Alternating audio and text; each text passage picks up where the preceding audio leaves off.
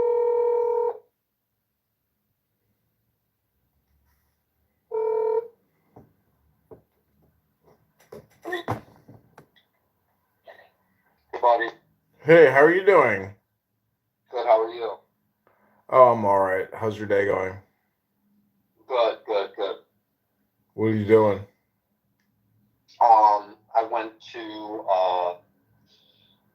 the gym, and then I went to and then I'm heading to Nashville tomorrow to visit the family. So my parents asked for some things at Binny's, and they also asked for gummies. So I went to dispensary as well, and yeah, was walking outside. It was nice, sunny. And now I'm home and gonna start packing up. What about you? How's your day? What are you up to? Yeah, I mean, I went to the gym and I'm just sitting here, enjoying my place and listening to recordings that I made 7 years ago in Redondo Beach, California, and chatting with this chick, Michelle. She's listening in right now, but yeah, I mean, it's a nice, lovely day. I go to Kansas City tomorrow at like 12 o'clock. For work? Yeah.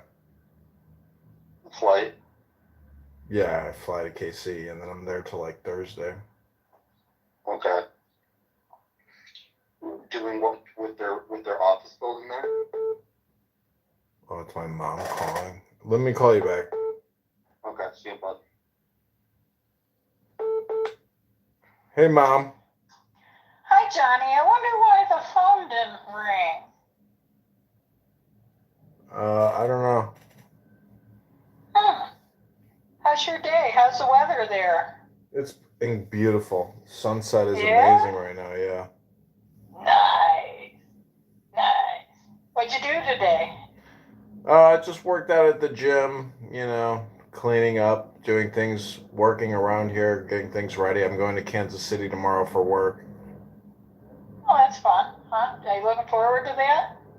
Yeah, I mean, it'll be all right. Wednesday we go to a Kansas City Royals game for like a work event, so it should be fun. Nice. Plus they get to eat out, right? Yeah, we'll do barbecue. There's incredible food in Kansas City. Hey, so I had a lady. Oh, you saw the email. No, I didn't see your email. Oh, no? So then put my wrong phone number in my MLS. So I didn't get any phone calls from Thursday. And I got an email today, and an agent said he had tried to call and left messages here. And I said, I never got a single message from you. And so I contacted the guy that gets $4.95 for listing the house. That's all he gets. He says, oh, I don't know where I got the phone number I put in there for you. So I gave him the correct phone number. And the agent brought his buyer over, and she says, I'd like to make an offer. I said, okay. She says, however, I haven't sold my house yet. And you should have seen my shoulders slumped. And I said, oh. She says, can you wait? I said, I don't think I want to wait. I said, the number's been bad for 3 days. I probably would have had other people here looking. So I don't know what she's going to do. Her agent advised her she can go to a bank and try to get a equity loan. I said, that's going to take a couple of weeks right there. Anyway, it's a good thing that first person in saw a spectacular, tidy property and wanted to make an offer, right? Good sign. Mom, I don't understand. If it's not on the MLS, you're not getting a real good market sample size of offers. It is in the MLS. My phone number that was with the MLS was wrong. The agents are calling me. Oh. Get it? Well, what I was going to say is because you don't have a cell phone, you limit your communication. First of all, do you even have the property on Craigslist? It went out to all medias that the MLS offers. Okay, so it's not on Craigslist. Do you know that people from all around the world or all around the United States will shop Craigslist, and you can push them to make an offer through an agent? I'm just saying that the MLS will not put you on Craigslist, but Craigslist will get you thousands of views. Do you know that every tenant in my building here in Chicago, I found them on Craigslist? For rent? For rent, but whether it's for rent or for sale, it's the same thing. I've put this property up for sale even on Craigslist. You get responses. I'm just telling you, it's another MLS, but it's technically not MLS. But Craigslist is legit. It's still a top 10 website in the world. And, as someone who has been working on the internet for a lot of years, if you don't have your pictures and your listing up on Craigslist, oh, you're going to miss a lot of potential offers. Well, I'm too busy to dick around with frauds. I've got a project going that's greater than the sale of this house. Well, my I want point, to get myself in that place. my point, you're right about the fact that it is a lot of fraud communication. But what I'm trying to say is, like, don't even respond to the communication. Just point them to the MLS listing and leave it at that. I'm only paying 2%, but even so, it's on your back. You got to pay the receipt. Listen, if you took my advice, I mean, theoretically, who knows? Maybe you could get 10% more, 20% more. I'm just saying, like, don't be pessimistic. Craigslist is legit. It's real people, Yeah, I've sold a lot of stuff. I don't even like doing that anymore either. What else is new? Nothing. Flying to Kansas City tomorrow for work. I'll be there the whole week, and I got to meet with my manager and all these other people. And truth be told, I have to create what's called furniture packages. And my manager, anyways, there's so much drama, but the whole point is I'm going to spend 2 hours tonight rereading a lot of this stuff. But she didn't allow me to go to the training when it was available, and she put me into something else, which they canceled. So I'm going to spend 2 hours tonight, but truth be told, I'm going to tell them when I get to Kansas City that, like, we should be able to get this done now. Team me up with somebody who can help me get this done now. I don't want to complain. I don't want to file a grievance. I don't want to file a complaint. Like, let's do it. Don't even use those words. I'm telling you, I'm not going to tell them those words. I'm telling you that, like, I want to tell them, I want to be transparent and say, like, hey, I'm having difficulty. Can we just do it? Can we knock it out? And if they say no, well, then I'll continue on my way. But, like, I'm approaching that point where, like, I could file another complaint against my new manager, because guess what she told me as I drove her around Chicago for the entire day? Guess what she said to me? I'm lost. Do you know where we are? I know where I'm at. You know what my manager told you? I'm telling you what my manager told me as I drove her fat ass around for the entire day. Do you know what she said? I'm going to tell you what she told me, but guess what? This is what she told me. She said, I thought you were a man whore. What's that? I don't know. But imagine if I said, I thought you were a woman whore. Imagine if I said that to my manager. My point is, this big, fat, obese black bitch that I work for, like, she already crossed the line with me by calling me a man whore. Whatever the fuck that means. Well, you don't have anything like that in copy form. Oh, she said it in front of a coworker like a dummy. There's a witness to the fact that she called me a man whore. Does that mean you're gay? I don't know what it means. What it means is I work for a big, fat, dumb piece of shit, is what I'm trying to tell you. Is like, so I have options where I don't even have to go to Kansas City tomorrow. Like, I could be really selfish and just go to the VA hospital and say I got a vision problem. Like, I can. Why would you even be talking like that? It's a free trip out of town. Free food. Be grateful. If you're not prepared, that's why you're talking like that. Well, the point is like I got the garnishment, Oh, letter. you did? Yeah, so I got the garnishment. Like it kicks in May 3rd. How much? They're gonna take basically 1,000 out of my ass every month for the rest of my life. That's a payroll? Straight to payroll, yeah. That's all right. You got enough left over. What's your remaining balance? About 1,000? Well, I go from making 4,000 a month after taxes to 3,000 a month after taxes, which is Oh, that'll help you train yourself to don't spend more than you got.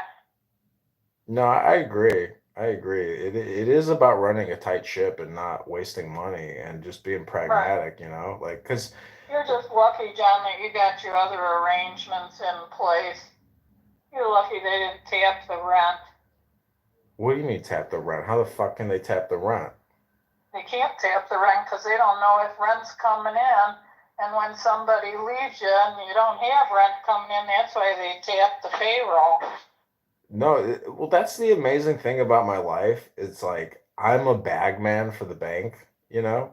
And I've put money into this place, but like I mean, the windows are coming up. It's like the bills don't stop as shit breaks. I really do get the feeling that like I'm on a boat with this house and it's like I'm constantly patching and Yes, it's an alligator because you're not making yeah, buku excess. yeah, And repairs are, that's why their property got sold at the time it did because it needed some yeah, repairs. yeah, yeah. Not much though. I gotta say, not much. Like for the most part, it hasn't been overly burdensome. Like, but anyways, I mean, you Yeah, never it's giving you free rent. kind of like it's not great. Like I could try to raise rent, but the whole thing is, it's like I don't want to go down that line of conversation with you. Like our time is limited, so you got an offer on your place. What did you want to tell me as I was walking into the yoga studio earlier today? I wasn't calling for anything beneficial. You said you got an offer. Oh, I did? Oh. Yeah, well, I got an offer. I don't know what the offer was.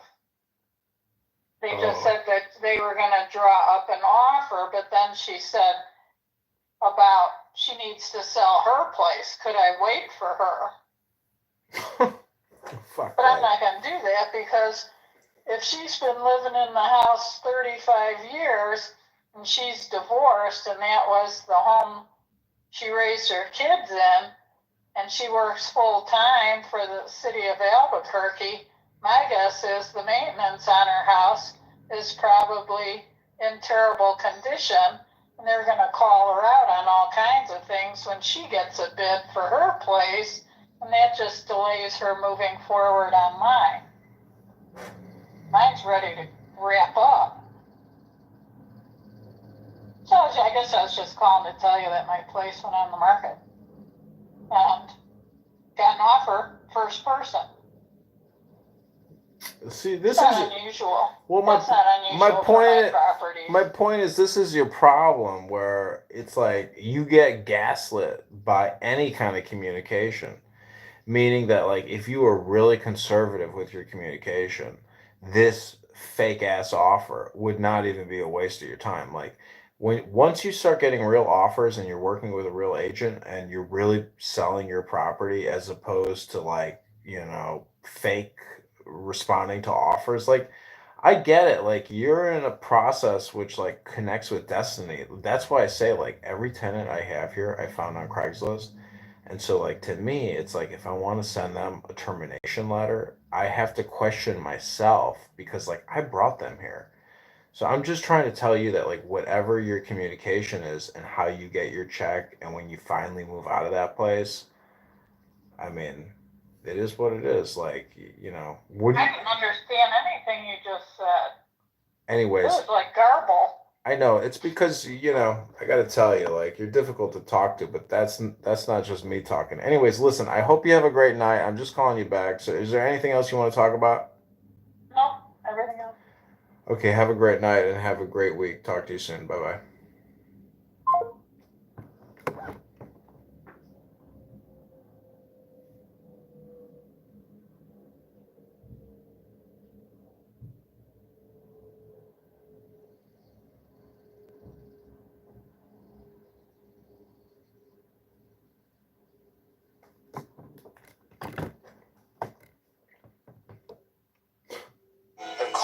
cause of all the mistakes and mischances of men since the human race began.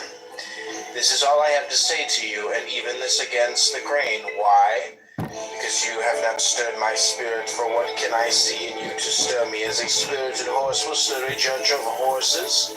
A body that you maltreat, your dress that is luxurious, your behavior, your look, nothing whatever. When you want to hear a philosopher, do not say you say nothing to me, only show yourself worthy or fit to hear, and then you will see how you will move the speaker.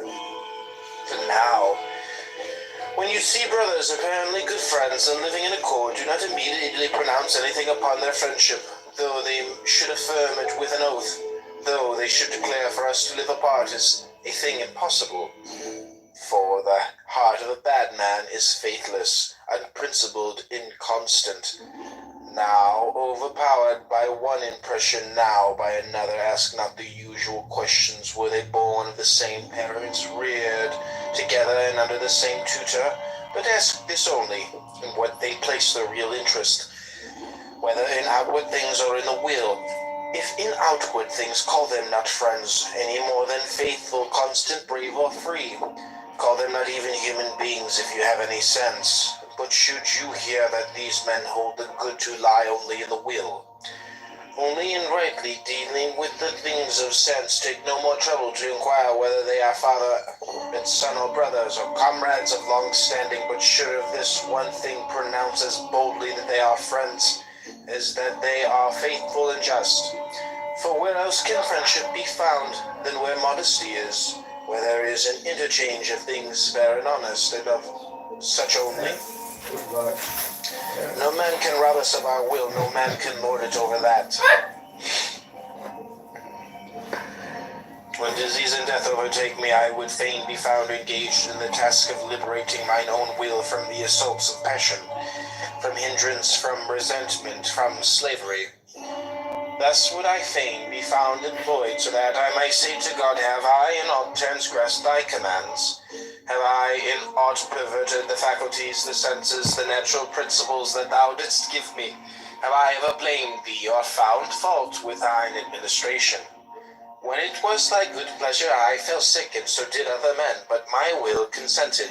Because it was thy pleasure, I became poor, but my heart rejoiced. No power in the state was mine, because thou wouldst not such power I never desired. Hast thou ever seen me of more doleful countenance? On that account have I not ever drawn nigh unto thee with cherished, cheerful look, waiting upon thy commands, attentive to thy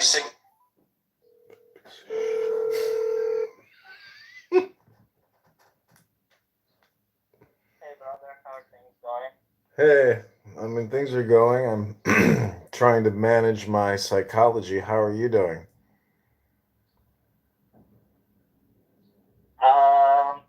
I'm alright. Some random girl attacked me on TikTok apparently because I called her shit out. What's up? Amazing. Yeah. She posted some video saying like, isn't it amazing how Palestinians are being born with blue eyes and white hair? And I'm just like, what the fuck, man? It is the second video that I've seen today that was like, that you know, implied that somehow. Okay, so we're gonna merge Max and Marcin. Palestine and Israel unite.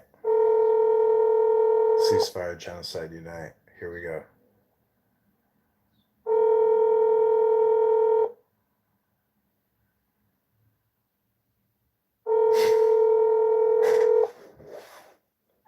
Friends are useless.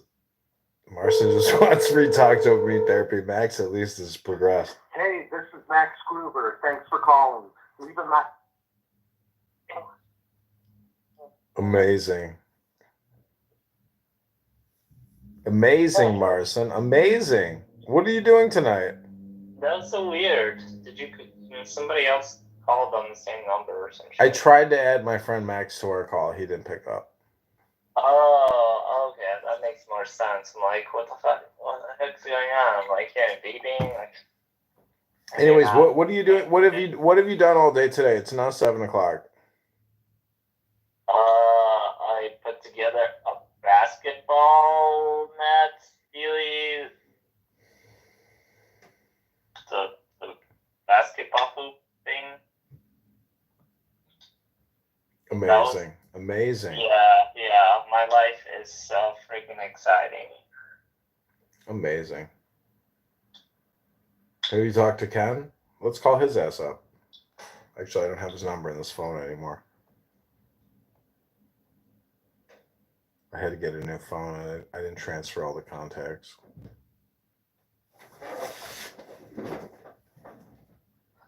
Oh wow! Cannot believe I left a comment about how that shit is like some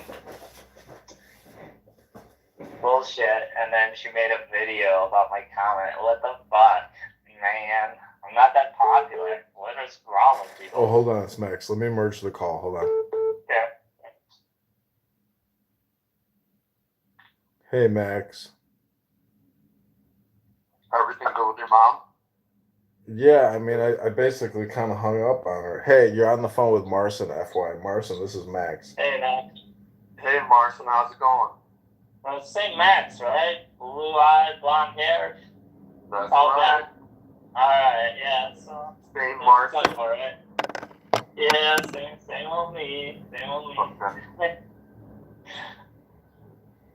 You guys have hung out recently? Are you guys hanging? Have you hung out recently, the two of you? I haven't seen any of you guys recently. Okay.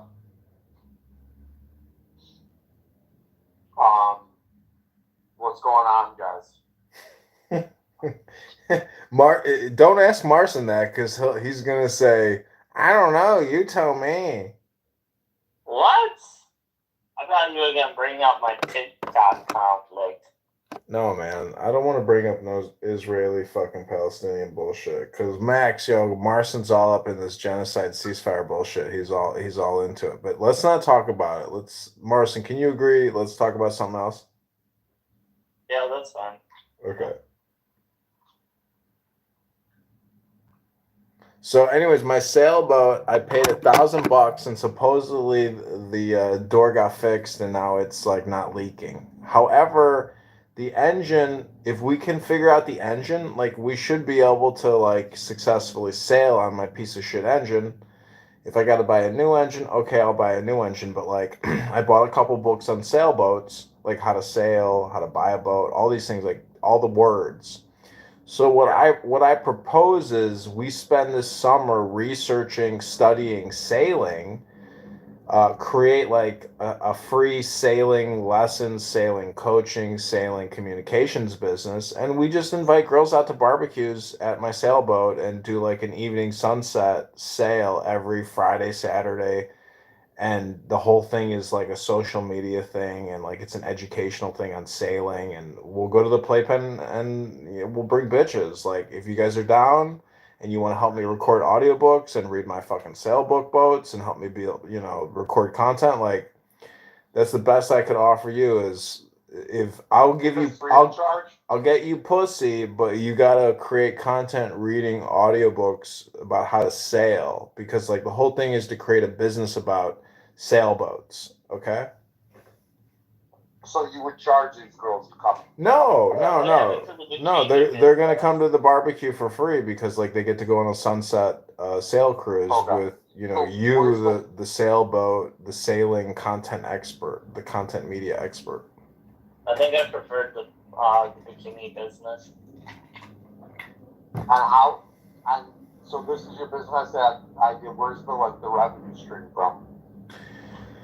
I'm willing to invest one more year into this. So like this year, I kind of just view this as like building out all the social media channels and like being a part of like the whole playpen scene and networking. Mm-hmm. I would just view this as like a networking thing the first year, and then the second year we'll try to monetize with like some type of e-commerce business, like selling merchandise and sailing lessons. But honestly, like the sailing lesson stuff, it'll never make money. The only thing is like the whole thing is the playpen stuff. Like that content is gold because you capture people at their worst. So like we'll have our own um basically what's that E Network show like where Kanye went on. Anyways, I'm just saying like it's the playpen, man. Like you'll see the advantage when you are filming people at the playpen. Like and you can already get there. Like you could literally swim to my boat from your place, which is the coolest thing.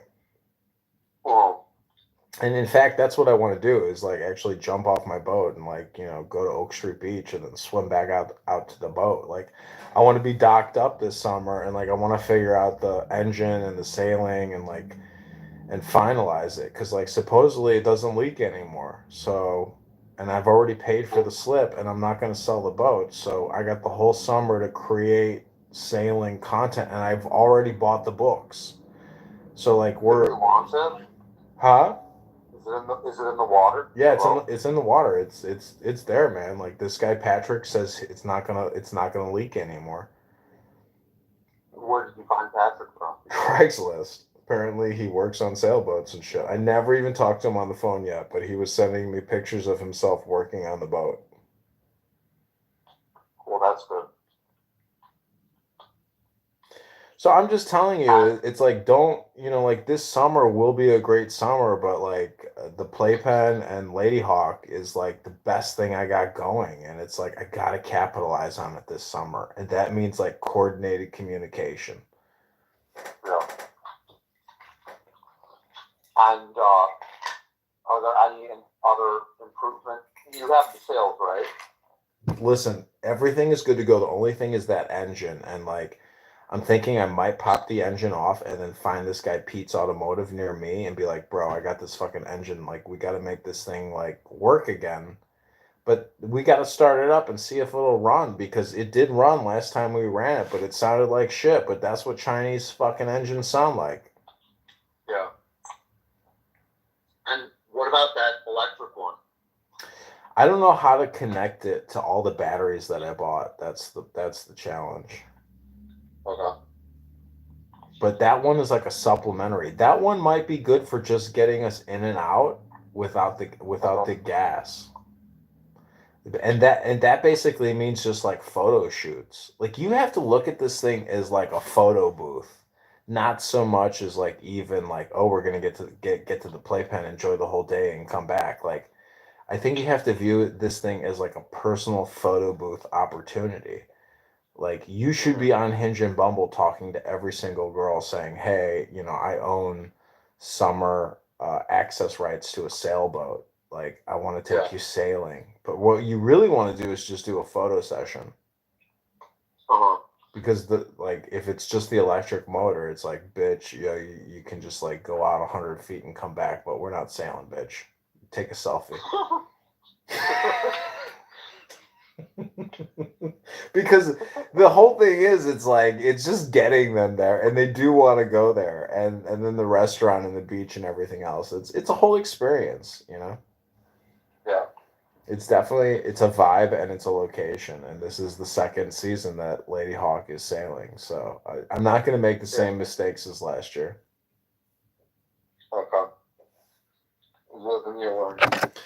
You live and you learn. You think you're happy with the name Lady Hawk? You're not gonna repaint it? No, man. That's the only reason I bought it. I was like, this has got to be Destiny. This is a great name. It is a great name. I didn't know if you were gonna rename the Long John or something. Yeah, that's not a bad idea either.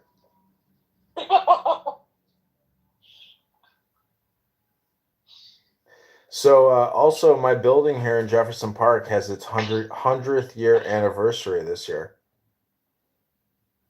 Whose anniversary? Who's the 100th anniversary? 5562. My building. It's 100th year anniversary. So I'm throwing a 100th year celebration at the property this summer. Of your place. Yeah, it's been here 100 years. It was built in 1924. Oh, that's amazing. Yeah, so I'll be holding. You definitely have to. I'll be holding an EDM fest where I'm gonna fucking blast speakers out my window and throw a huge EDM yoga pop fest in the fucking garden outside my place. Wow. You're invited, but I'm gonna invite all of Chicago. Hopefully, I'll have like thousands of people outside my front door just fucking raging. And no, you need a permit for that or no permit? I don't know. It wasn't me that did it. It was Marson. Who's Marson? I don't know who Marson is, but don't knock on my door unless you got a warrant.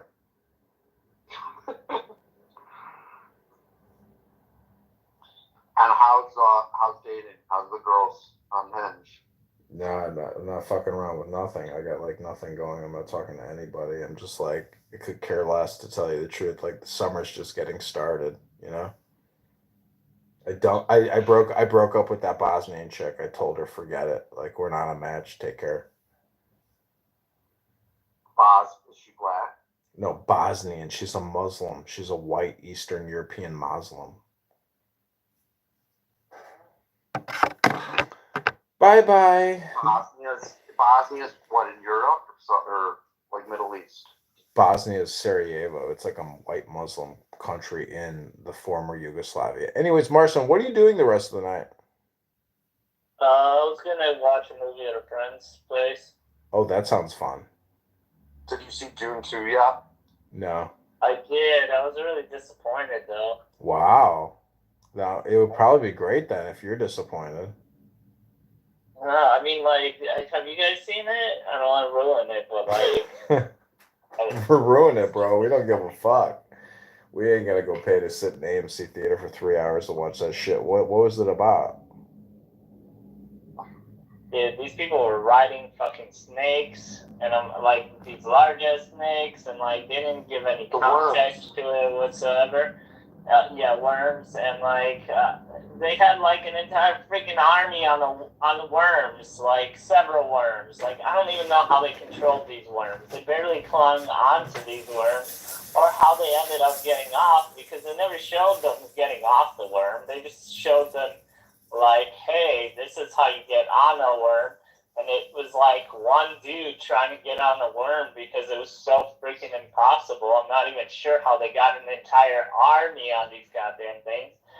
But anyway, with that, there were a whole bunch of random ass fighting scenes where, like, at the end, they just pull out lasers and destroy this shit. And you're like, why the fuck did you guys just have, like, an entire fighting scene where, like, half of you people died?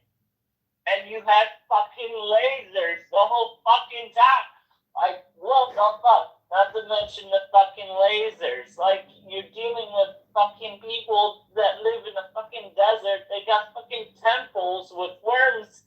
And somehow they've got fucking laser technology.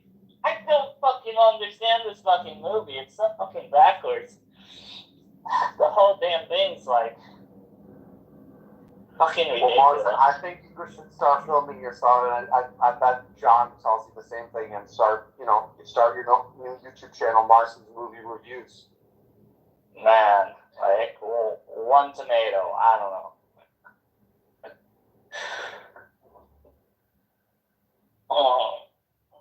But yeah, I saw it. I wasn't, I think the first one was probably better. Yeah, I preferred the first one. I didn't know why people ragged on the first one. At least in the first one, you at the end of the scene, like, the worm thing stops in front of him, and you're like, oh man, they must have some sort of bond or something. Yeah. In the second one, they don't get into that at all. They're just like, hey, this is how you jump on a worm. Yeah. Yeah, it's fucking weird. I went to see my buddy. He said he read all the books. John, have you read it? I know you saw the original 1980s one. Did you read any of the books? I do have the book, and I have read it multiple times on Clown House and Instagram, YouTube. Like, I've read it many times. But the movie... There's many books. There's, like, the Sons of Dune. Yeah, I know. The whole thing has to do with transcendental meditation, which is what Lynch, the director of the 1980s version, is all into, and this is what Seinfeld is into, and Larry David. Seinfeld has a book called This Is It. He says that transcendental meditation changed his life, and he says that, like, weightlifting changed his life. That's in Jerry Seinfeld's and it's all deals with this dune shit, which is the mantras. And that's in the movie where it's like you can kill with a word, meaning that there are magic words. And in Hebrew, the whole universe or the reality was created through Hebrew letters. Now, I know Marson is the ceasefire genocide, but Marson, what I'm trying to tell you is words have power, and the whole thing has to do with the gospel, meaning that go spell. It's spells. It's Harry Potter bullshit. It's words have power, and words have hypnosis. So it's basically a LARP or a metaphor. Yeah. My buddy, Pat, he just started transcendental meditation. You know what's so crazy is I was reading about Monroe Capital today. Did you read about Monroe Capital in the news? Yeah, that's where Pat works. What are they in the news for? They're in Sun Times today because supposedly they made all these loans to this like fraudulent organization, and this Kwame Raoul from Illinois is like suing them, but they made like huge loans throughout the country. It's a very interesting article in Sun Times today. I looked at the stock. I looked at the stock. It's trading at $6 something with a 14% dividend yield, but it has negative earnings per share. So that company loses money quarter after quarter, but yet they still pay a 14% dividend yield, which is a great yield. But technically, that corporation is like insolvent. It trades like a real estate investment trust. It is technically a real estate investment trust because it's just a pass-through corporation or like a mortgage or a finance corporation. So when they pay their 14% dividend yield, they're paying out of retained earnings. And basically what they're doing is dissolving the corporation quarter after quarter because they lose money. So like I know you may look up to your friend Pat and be like, oh, I want to work in Monroe Capital, make $200,000 a year. It's like, bro, that company's broke. Yeah.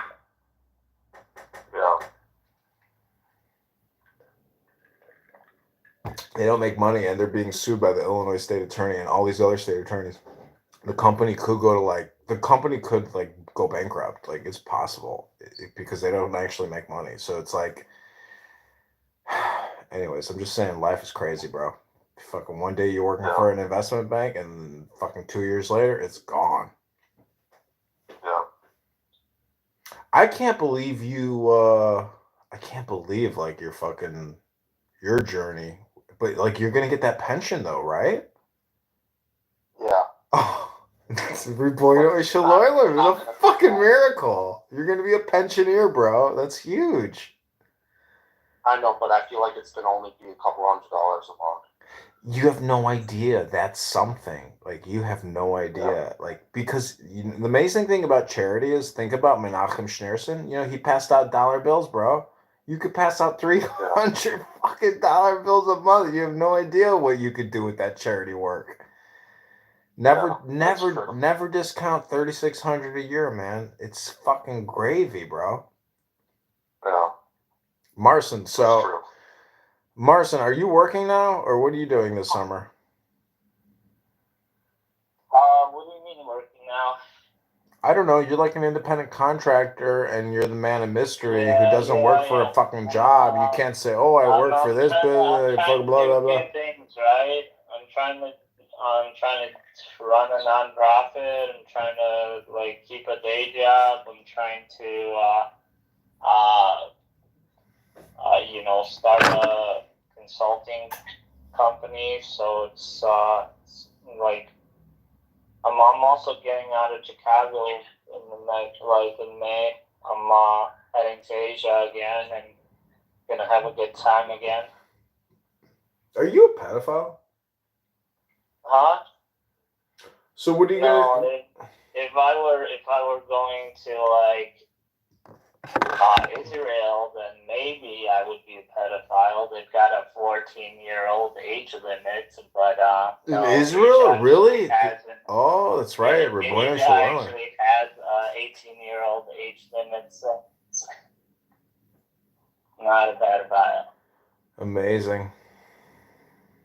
Well, I wish you well with that and safe travels throughout your sexual experience in the Philippines. I mean, I hope you find your heart's content. I hope those ladies are very, very nice. Very nice. Yeah, I hope you find the girl you're looking for.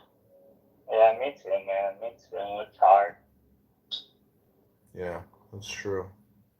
Well, anyways, I mean, anything else you guys want to talk about? Like, I mean, it's been a while since we chatted, but like, all is well over here. I mean, I'm still, I still got the fuckets, and I'm still a shitbag. But like, what's new? Well, I'm looking forward to the summer. I'm glad you still have your yacht. And Max, wait, before you go any further, I just want to remind you that you ditched me at the Wicker Park Fest, but technically you didn't really ditch me. But I went there, and that's where I met that chick, and I was like, "Hey, you want to come on my yacht this weekend?" And she's like, "You have a boat?" I was like, "Yeah, I've got a sailboat." She's like, "Oh my God, give me your number." And like, I stooped that bitch, but like, that's the trade-off where it's like you don't show up. I make up a lie about having a boat. I get laid, and now I have a real boat, and it's like we're gonna get laid like twice as much. So what I'm trying to tell you is like have faith and just know that this is gonna be the summer of awesomeness, and there's nothing that can stop us because we have the Lady Hawk. The Lady Hawk. Of the Lady Hawk. To the Lady Hawk. The boat. Never forget that it was a coked up lawyer whose nose was falling off his face while his pregnant wife was sitting in his Beamer. That's the Lady Hawk. And he's a Republican. He's a Republican, Marson. You hear that? He's a Republican. Marson doesn't care about Republicans. Marson is too smart. Marson, you agree that it's just a uniparty, right? Yeah, oligarchy, I would like to say. Yeah. Anyways, do you know that Max was like a big Donald Trumper? His family were big Donald Trumpers, and that like Trump support. What happened to the Twitter account, Max? It like disappeared. I can't get into my account. I know. That's what I figured. Anyways, Yeah. it's gone. Somebody took it over. You know that, right? Yeah. No. Yeah, Trump support's gone. That shit's gone. Really? Look at it. I looked at it not too long ago. I was like, fuck, somebody got the handle. Let me see. Because all my shit's gone, and then now they're like really supporting Trump. Like it's back to like a normal Trump account or something. Anyways, Marson, what I'm trying to tell you is Max is one of the laziest people I've ever met, and so are you. FYI. Yeah, I thought I would have thought I'd beat Max because I'm pretty fucking lazy. You're really fucking lazy, but I still have faith that one day, like, you'll be like, fine, John, I'll do whatever you say, and we're gonna make a lot of money. And I'll be like, exactly, Marson, do what I want. Is your smoke alarm beeping, Marson? No. Why? Oh, why? Are you saying I'm that hot? Who was that? Was that you, Max? What? Is somebody's smoke alarm beeping? No, but I heard that that's what you term. All right. Anyways, did you see Trump support, Max? It's gone. I can't find it. Exactly. The only thing you had is gone because you're the laziest bastard I've ever met in my life. You understand? You fucked up something that could have been very significant, and I told you a gazillion fucking times. I'm never gonna forgive you, and all you can do is on Yom Kippur is say, John, I'm sorry. I fucked up Trump support. Like, could have been a big thing. It was a big thing. I don't know why I fucked it up, but for whatever reason, I'm a piece of shit and I fucked it up. Okay. Great hearing from you, John. Take care. Have a great night. Exactly. Okay. Take care, Marson. Take care, Max. Bye-bye. You often. Fucking idiot.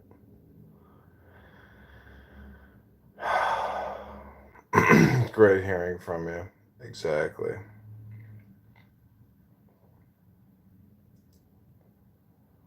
Should we call my sister? Let's call my sister. It's Sunday, right? On Sunday, you can call family. What up? Hello. How are you? Good. How are you? I'm good. So, are you free right now? Yeah. So, Tracy texted me a bunch of stuff, and she said that She wrote, also Moab is a tiny town, but I still need to know. So like I'm gonna book my Moab overnight stay. I honestly God I didn't want to spend the night. I just wanted to like drive there, do the wedding, and then drive back to Salt Lake City. So, but I guess that's impossible because it's like a 4 hour drive. Right. So I'm gonna book a hotel in Moab. But like I assume it's like a Motel 6 kind of a town, you know? I don't know. It's really expensive. Well, anyways, it's only one night. I mean, it can't be that expensive. Yeah, that's true. Well, you arrive on Wednesday night, and the wedding's not until Friday. So you need Wednesday night, Thursday night, Friday night, and then you can go home on Saturday. Yeah, but she said Thursday's Thursday's the barbecuing thing, and I'm not gonna go to that. I'll just go to the wedding and that's it. And then I'll spend the night in Moab that night. Right. And drive back, and that's it. So, anyways, yeah, I'm gonna book that hotel.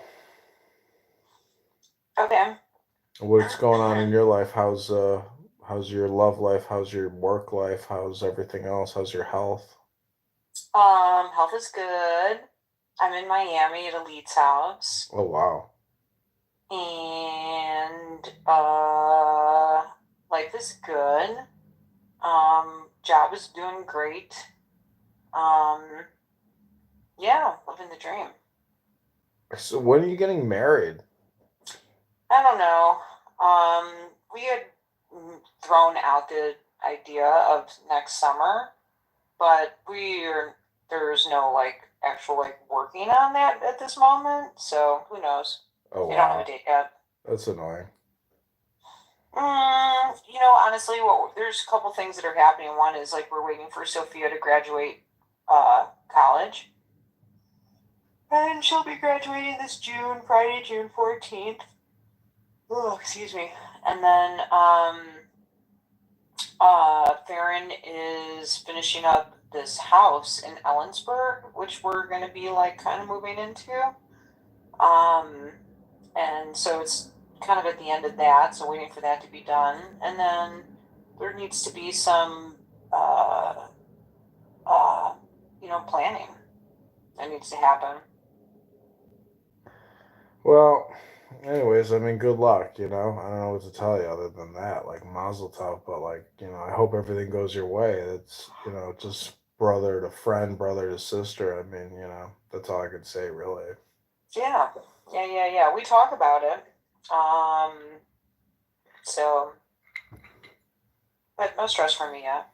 No, that's good. But I mean, those kids are fucking disasters. That's all I gotta say. Dude, everyone knows that. And it's sad, those kids are fucking retarded. I mean, like the best thing you can hope is that like with time and experience and like desire for more, you know what I mean? Like people in their life could choose class or trash. I mean, well, all I gotta say is like the fact that we walked around that whole fucking place while that kid's foot was broken, like that shows you that Farron is also stupid. Like, how the fuck do you have your kid walk around a whole park with a broken foot? I know you'll say that like so easily, and I totally agree with you. Yeah. But like in the same repeated pattern, she also just had an ingrown toenail for like 12 weeks. That every time you said to her like "let's go," she would like scream and say no, and then like run away. And then eventually, she finally like. I guess it was painful enough for her, and like she couldn't even wait until the doctor's appointment, so they had to pay for some sort of like toe doctor to come over, to the house and like manually extract it on the couch. Like the kids don't accept as much help and as love as like that's offered to them. Like they just reject everything. Yeah. They're horrible. I mean, that's why I like, I mean, I feel for you. Like, you're like a catch-22, and it's sad, but it's like, damn, like those kids are yikes. Farron's an awesome guy, but those kids and him and like the whole thing is like Samantha. I mean, like, I don't have any judgment, but it's just like an observational thing where it's like, I like the expression that everybody you meet is on a more difficult journey than yourself, and that basically reframes everything. Where it's like, oh, I need more and more and more compassion because, like, god damn, like I mean, everybody's that gonna, is so there's like the edge of both swords, right? Like on one hand, you get to experience and express like compassion and like ultimately learn the ultimate lesson, which you can't like control anybody, right? yeah, And then two, also in reality, I really don't spend that much time with them. I mean, I work my full job. You know what I mean? Like I binge and watch TV on the evenings. I do not like parent or socialize with them. You know, and like two of them have jobs, and like by the time they get home from the grocery store, I'm like in bed because I'm up at 5 o'clock in the morning the next day. yeah, And they also know we're like moving out, like in the weirdest of ways, like you know, and I don't know what will happen, which also is another reason. Like, I mean, I don't need marriage, you know, this second. So, yeah. yeah.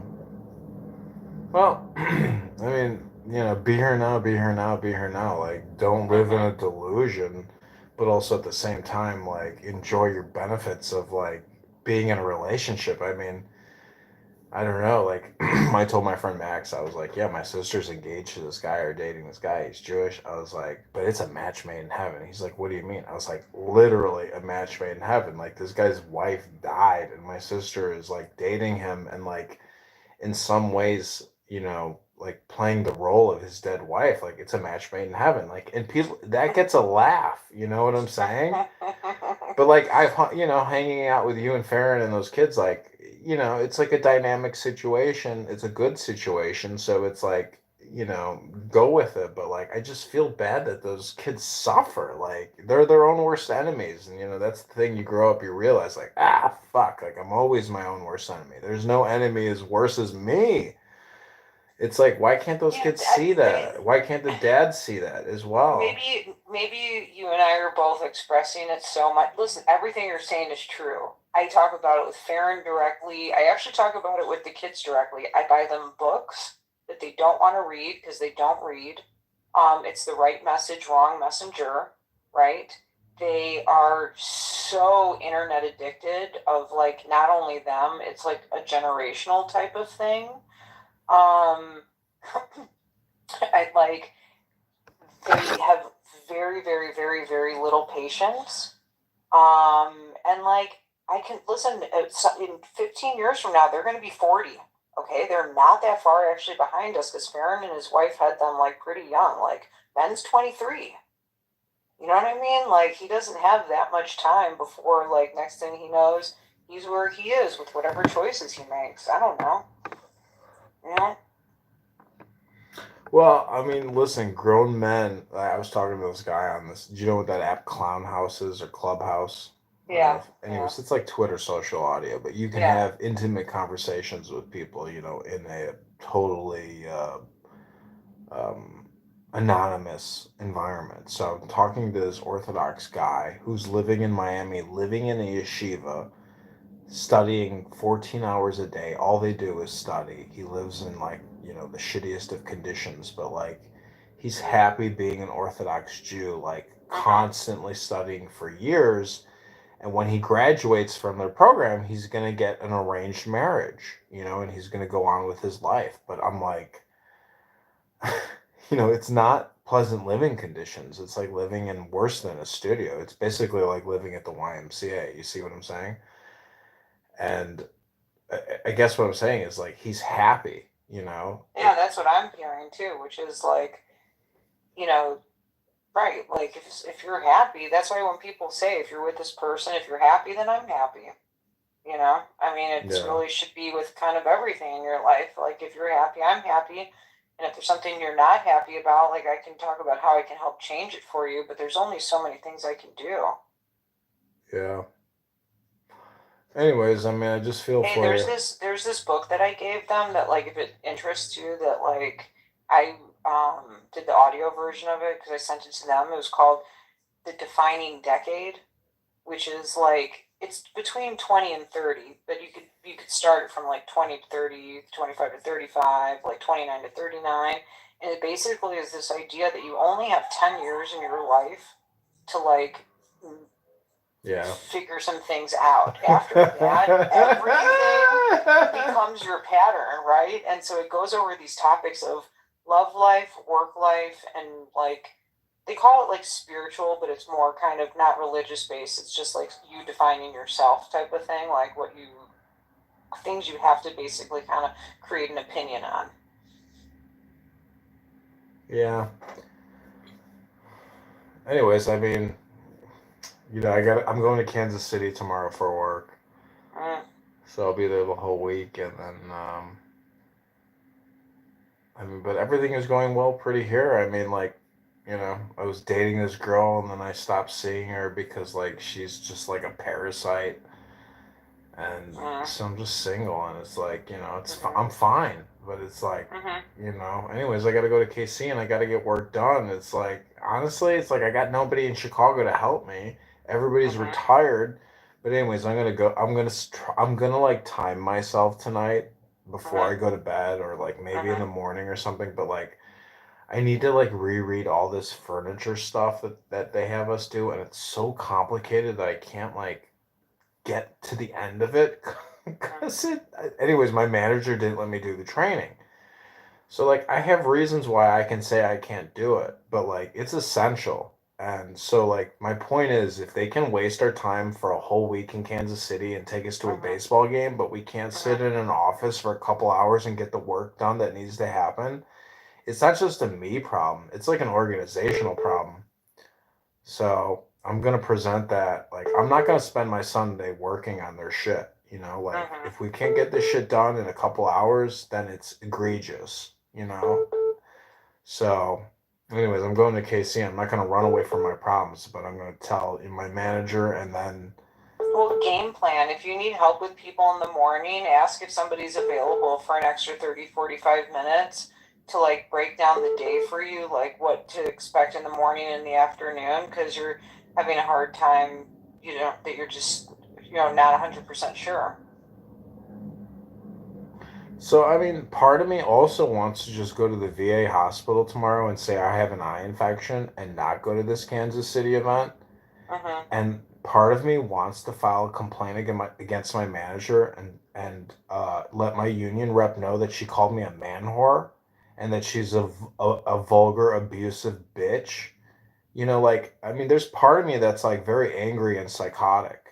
Where it's like I would love to just like not do what anybody wants me to do and like file complaints, because like truth be told, I work with a lot of nasty pieces of shit, and like they're just nasty pieces of shit, like white trash or black trash, and like pieces of shit who don't deserve any reciprocal respect based on the way they talk to you. So it's like part of me is like super angry, and it's like I don't have a talk therapist or like, but like my point is, it's like part of me wants to fucking go to war against these people. Why don't you find a job that you like? I do like this job. I don't like toxic people. Sound like it? Samantha, everybody has to earn an income. Like, this is my income. I'm not going to walk away from income. But at the same time, I pay union dues and I can lodge complaints and not comply. This is government work. Like, I'm technically a government employee in an agency, and I've got mega employment rights. And when people treat you like shit in a mega employment government facility with a disabled veteran who's not taking well to the toxic, work environment, like I got privileges that other employees may never have because they work for a corporation that will fire your ass and walk you out the door. But this is not that kind of place. I'm just saying I have to strategize all the time because this is like this is like Machiavellian bullshit where I'm working with incompetent people who can't actually help me because they've never done the work, and I'm working with a lot of people who are abonic. You get what I'm saying? I feel that way at Fannie Mae, but like I'm not thinking about filing like reports on anybody. I don't know. It seems like Why they file? They're prepared to file reports on me. You see what I'm saying? Like they play the game hard, and like and vice versa. Like do you have people filing complaints against you? not right now, but they're taking away my major program from me, which is the motor pool vehicle. She's like, you don't mind if I do that, do you? And I'm like, well, I don't have a choice, but my opinion is like it's gonna be very difficult for you to pass this off to somebody without significant training on my behalf. Like my point is like it's not transparent and they're not authentic and like they do want to get rid of me. So like I have to really play hard and like part of this is like medical dilemma. Like I'll be honest with you, Samantha, like I got to be somewhat dishonest to stay alive at this point. That's the way I view shit because like it's cutthroat like and in fact like there's been like a lawsuit over my manager who hired me and this woman who transferred to a different business unit was like they don't treat you like family, they're psychotic. If you want, I'll hire you in the new business unit that I got hired, apply to this job. And I'm like, I don't want to run away from these problems like you know, because she knew somebody and she got away from it all. But like, my point is like, if we can't be transparent and get the work done, like, this is like, you guys are all delusional. You know, like, I would prefer to finish the work and like move on. But like, if no one can actually help me finish the work, like, I can't move on because they're incompetent themselves and they don't even read the material. And they're asking me to spend $500,000 on shit that doesn't need even to be spent on. Like the government's broke. They can't spend $500,000 on anything. Is there a whistleblower hotline for you to call or something? There is whistleblower and I can do that. But truth be told, I would rather just like purchase the furniture because like people will work there and like this is the way that people earn a living because it's like the people that do the work make an income and the employees that work there make an income. So like I am the linchpin and the whole thing is furniture acquisition. That's like my whole job. That's the whole thing is purchasing $250,000 worth of furniture at a time. But it's hyper complicated. Anyways, well, listen, if you get into Reno on Wednesday night, we're going to go watch stars on Wednesday night. Well, is that my flight? I don't even know if I get in on Thursday. I think I get in on Thursday. Yeah. I don't even know. Get in on Wednesday. Okay, then I guess I get in on Wednesday. But my whole point is I wanted to see Salt Lake City like at the night, you know? Because it's like a different town. I mean. Reno, Moab is super cool. It's worth it for you. So, by the way, we'll be there on Wednesday, but I think you said you get in kind of late. It's worth it for socialization. Like, you'll see cooler things and cooler people in Moab than you will in Salt Lake City. And it's totally like this, like, desert head sort of, like, cool, like...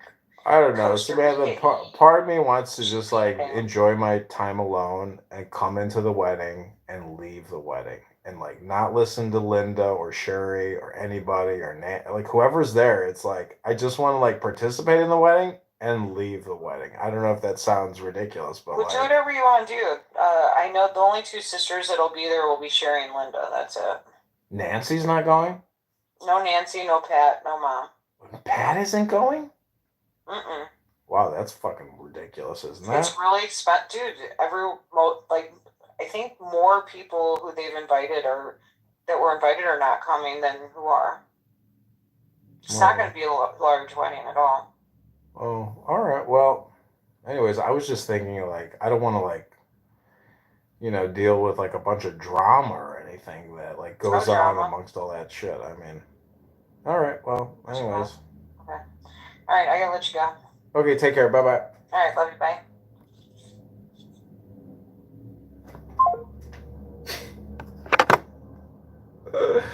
Mwah!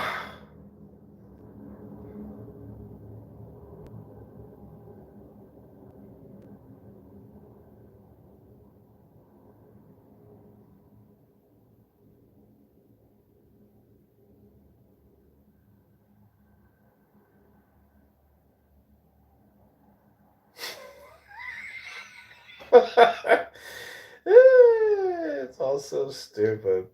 It's all so stupid.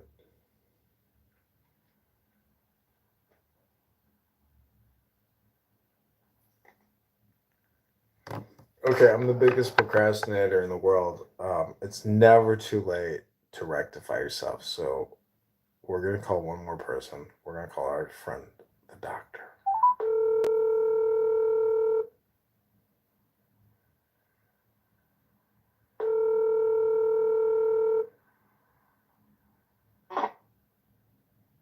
Hello? Hello? Hello? Hello. So I'm trying to rectify myself.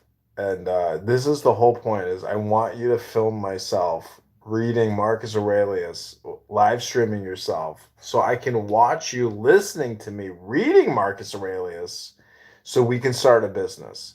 So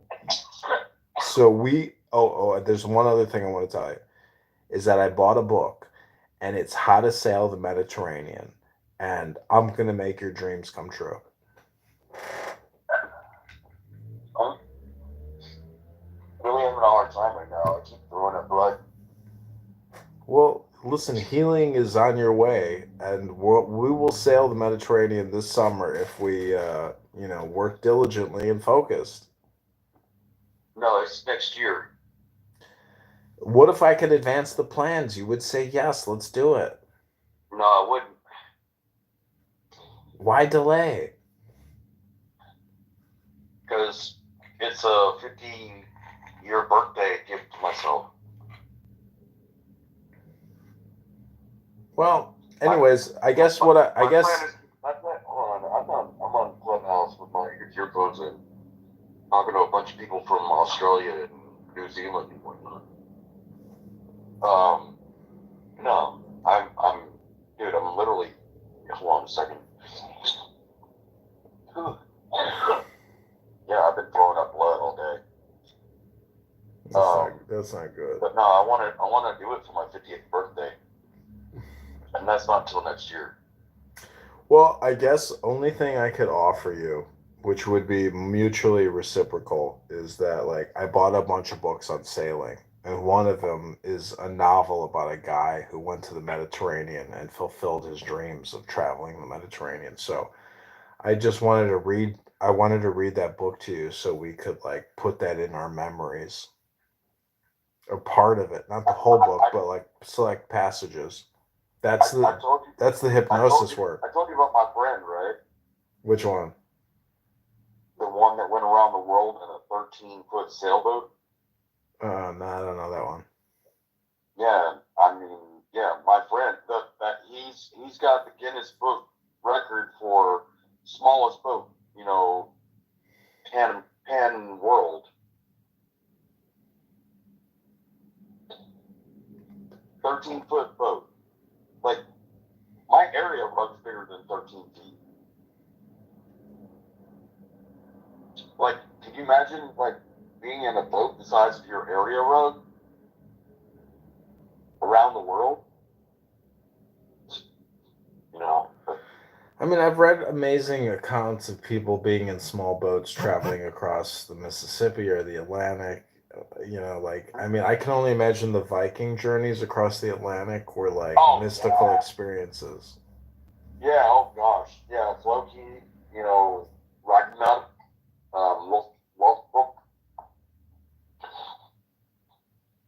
Yeah, I like Ragnar. Ragnar was a badass Viking. I mean, that's popularized from stars and the recent productions, but there's people that you never even heard of who surely got in boats and were like, let's do this, Oh yeah. Oh gosh, yes. I mean, the idea of what the Vikings did was, monumental. I get it. I mean, I do love a good,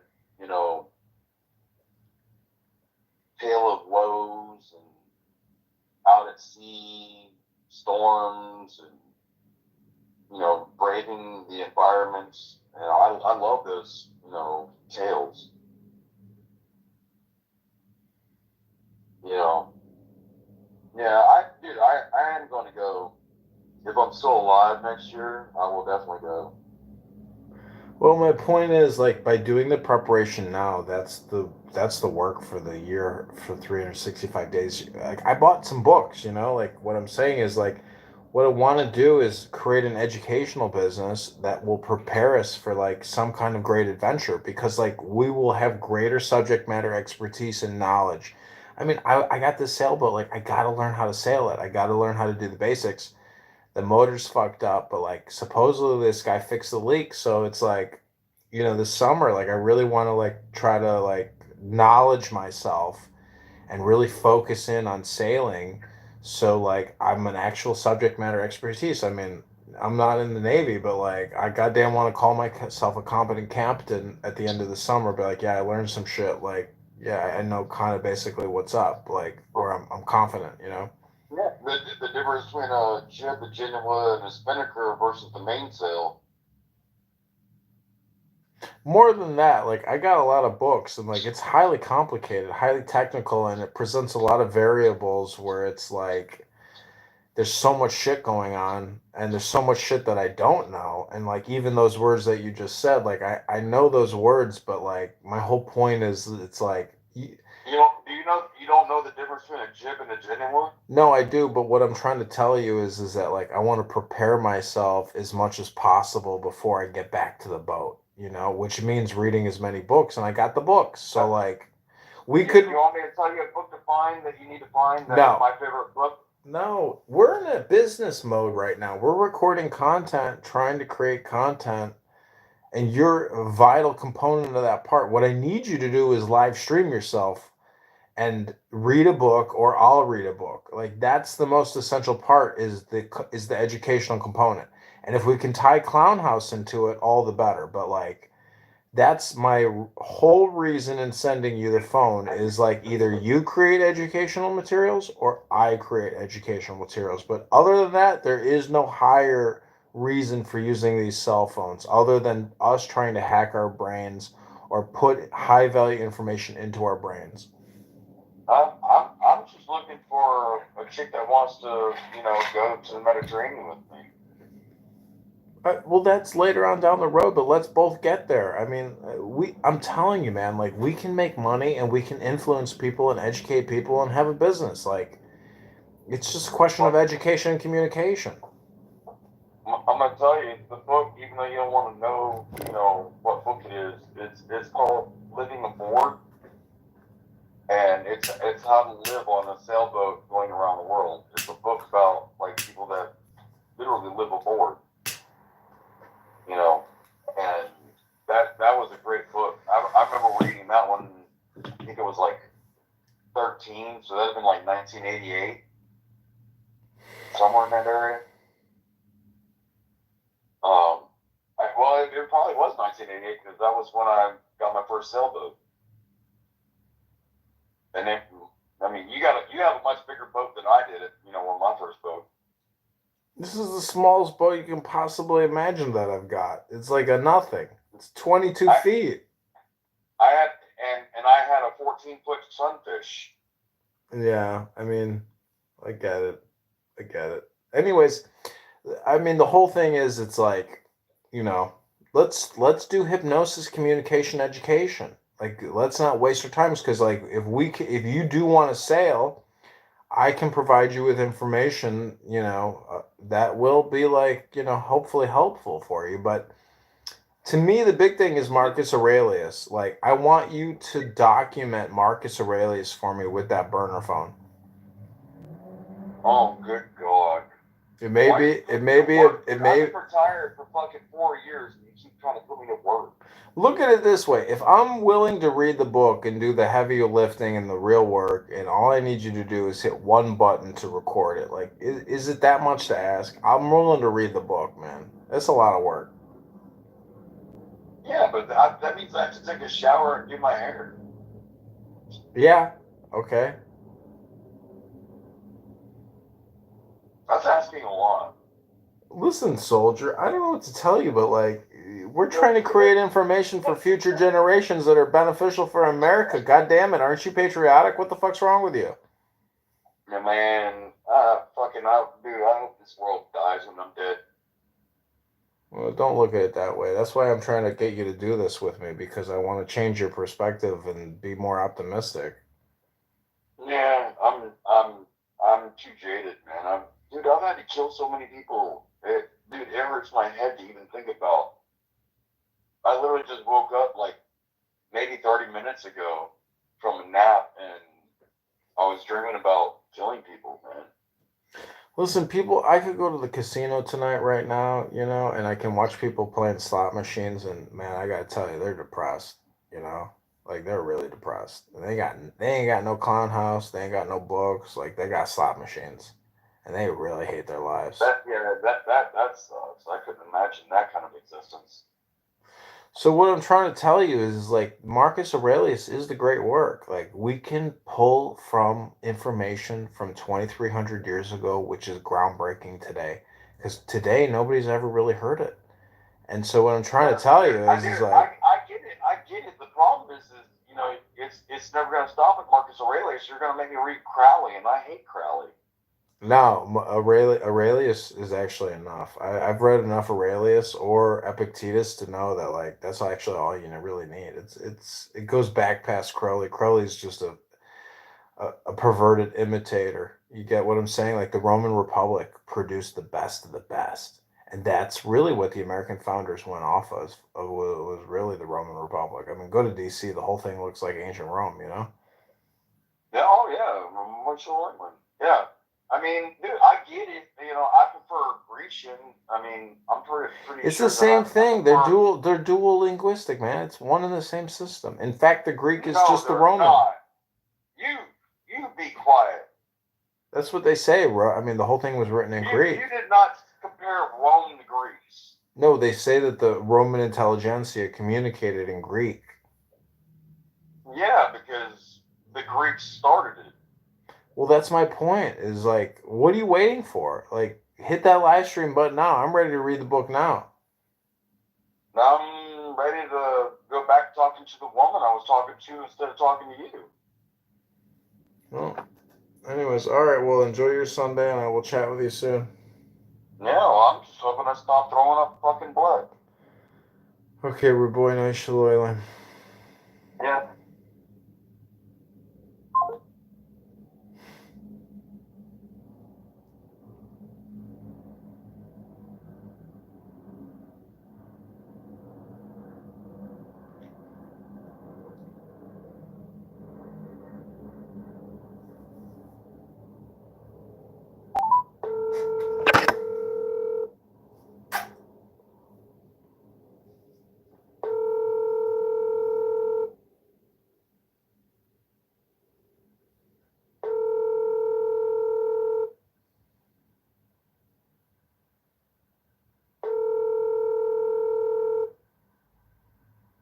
Your call has been forwarded to an automatic voice message system.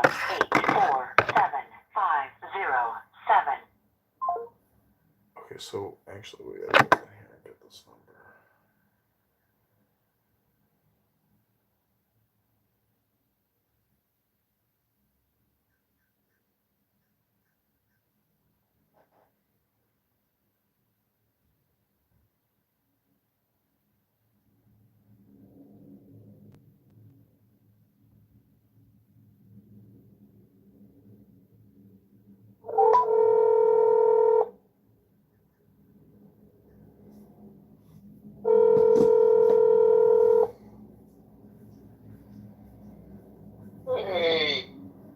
Hey, Uncle, how are you? Breathing. I'm calling you because I hear a lot of people talking about bloodlines, and I wanted to call you because you're my closest source to my bloodline. Really? It's a Yeah, joke. what about bloodlines? It's Are a you joke. saying we're royalty? No, what Kitover? I'm saying is all these bloodline people are the dumbest people in the world. They're very low IQ schmucks. They're generally schwartz.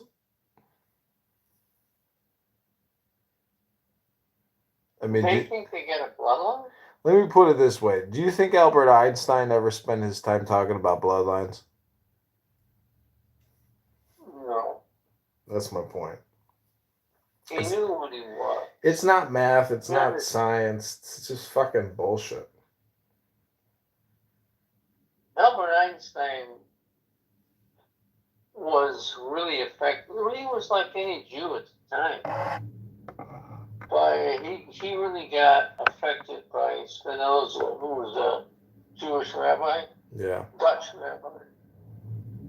And it affected him his whole life. And he didn't think there was any connection between human problems and the brilliance of the universe, which could be God.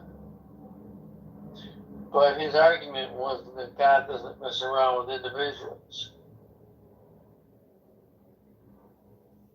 Does that help? Yeah, I mean, I've read some Spinoza, and it's very mathematical and geometric, and then using geometry to basically kind of cast deity or an explanation for the Judaism in his life and the because the thing about Spinoza, it's not just about his philosophy. It's really about his environment, which is like the orthodoxy surrounding his whole narrative and his rebellion against it. It's like it's more than just a philosophy and some type of like a proofs or like explanations on his science and his math. It's like it has to do with his relationship with his environment, which is basically why Alan Watts like supersedes all these people. Because Alan Watts is like the quickest way to like, explaining a lot of this shit, which is yin and yang or 0 and 1. It's like Spinoza suck my dick. Let's talk about Alan Watts. Yeah, except for if you're talking about Einstein's. I mean, that was the subject here, Einstein. I just told you his philosophy, really, which was a copy of Spinoza. Well, the theory of relativity, I don't think is really expressed in Spinoza. Spinoza's like, I mean, I read a Spinoza book one time where I was like, God damn. Well, yeah, I guess you're right. Yeah. Neither Spinoza nor Einstein believe that any of this math that explain the world, and Einstein went a long way towards that. It had anything to do with human miseries. Humans have a completely separate issue than how the universe functions. And Einstein was never interested in human miseries. He was only interested in what's the truth of the universe. That's what he was interested in. His whole being was bent in the direction of how does the universe work, not how do humans work. So. Oh, the ego, the vanity. The what? Meaning that, like, Spinoza himself was a dilettante. Like, he thought he was groundbreaking, by pushing back against the government, the orthodoxy, his environment, with his radical philosophy. People are just ridiculous. I mean, do you realize that people really think that the earth is flat and that the government is concealing that fact? And people absolutely believe that. And they think NASA's all fake and the moon landings are fake. It's like, people really think that, like, everything is fake, It's amazing. Well. And they'll go on and on and on about it. Meanwhile, they don't clean their own toilets. And their battery alarms, their smoke detectors are beeping. Like, people are ridiculous. People are obnoxious.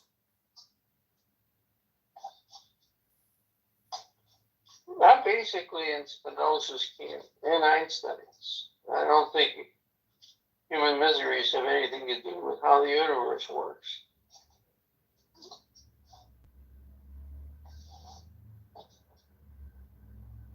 And Locke was also in that camp. Well, the amazing thing is the words themselves explain the whole narrative or the real meanings of the... This is the thing, it's like when you really break down words, There's so many things that people don't consider in the words themselves, which really explain the real meaning. For example, I can give you a very good demonstration. What's the one thing that everybody in reality in America has that like everybody has to generate this every year on April 15th? What is the one thing that everybody has to create? This is based. Tax bill? No. What's the one number that everybody creates?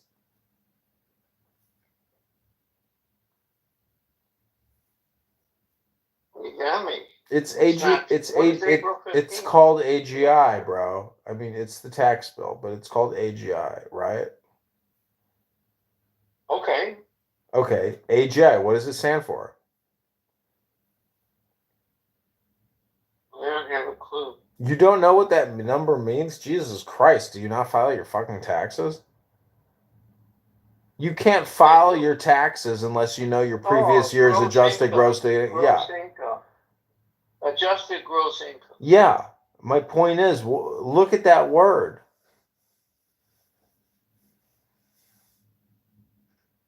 I mean, what I'm trying to tell you is words are ridiculous, but adjusted gross income is a ridiculous word. Look at the word carefully, word by word, and tell me what it really means.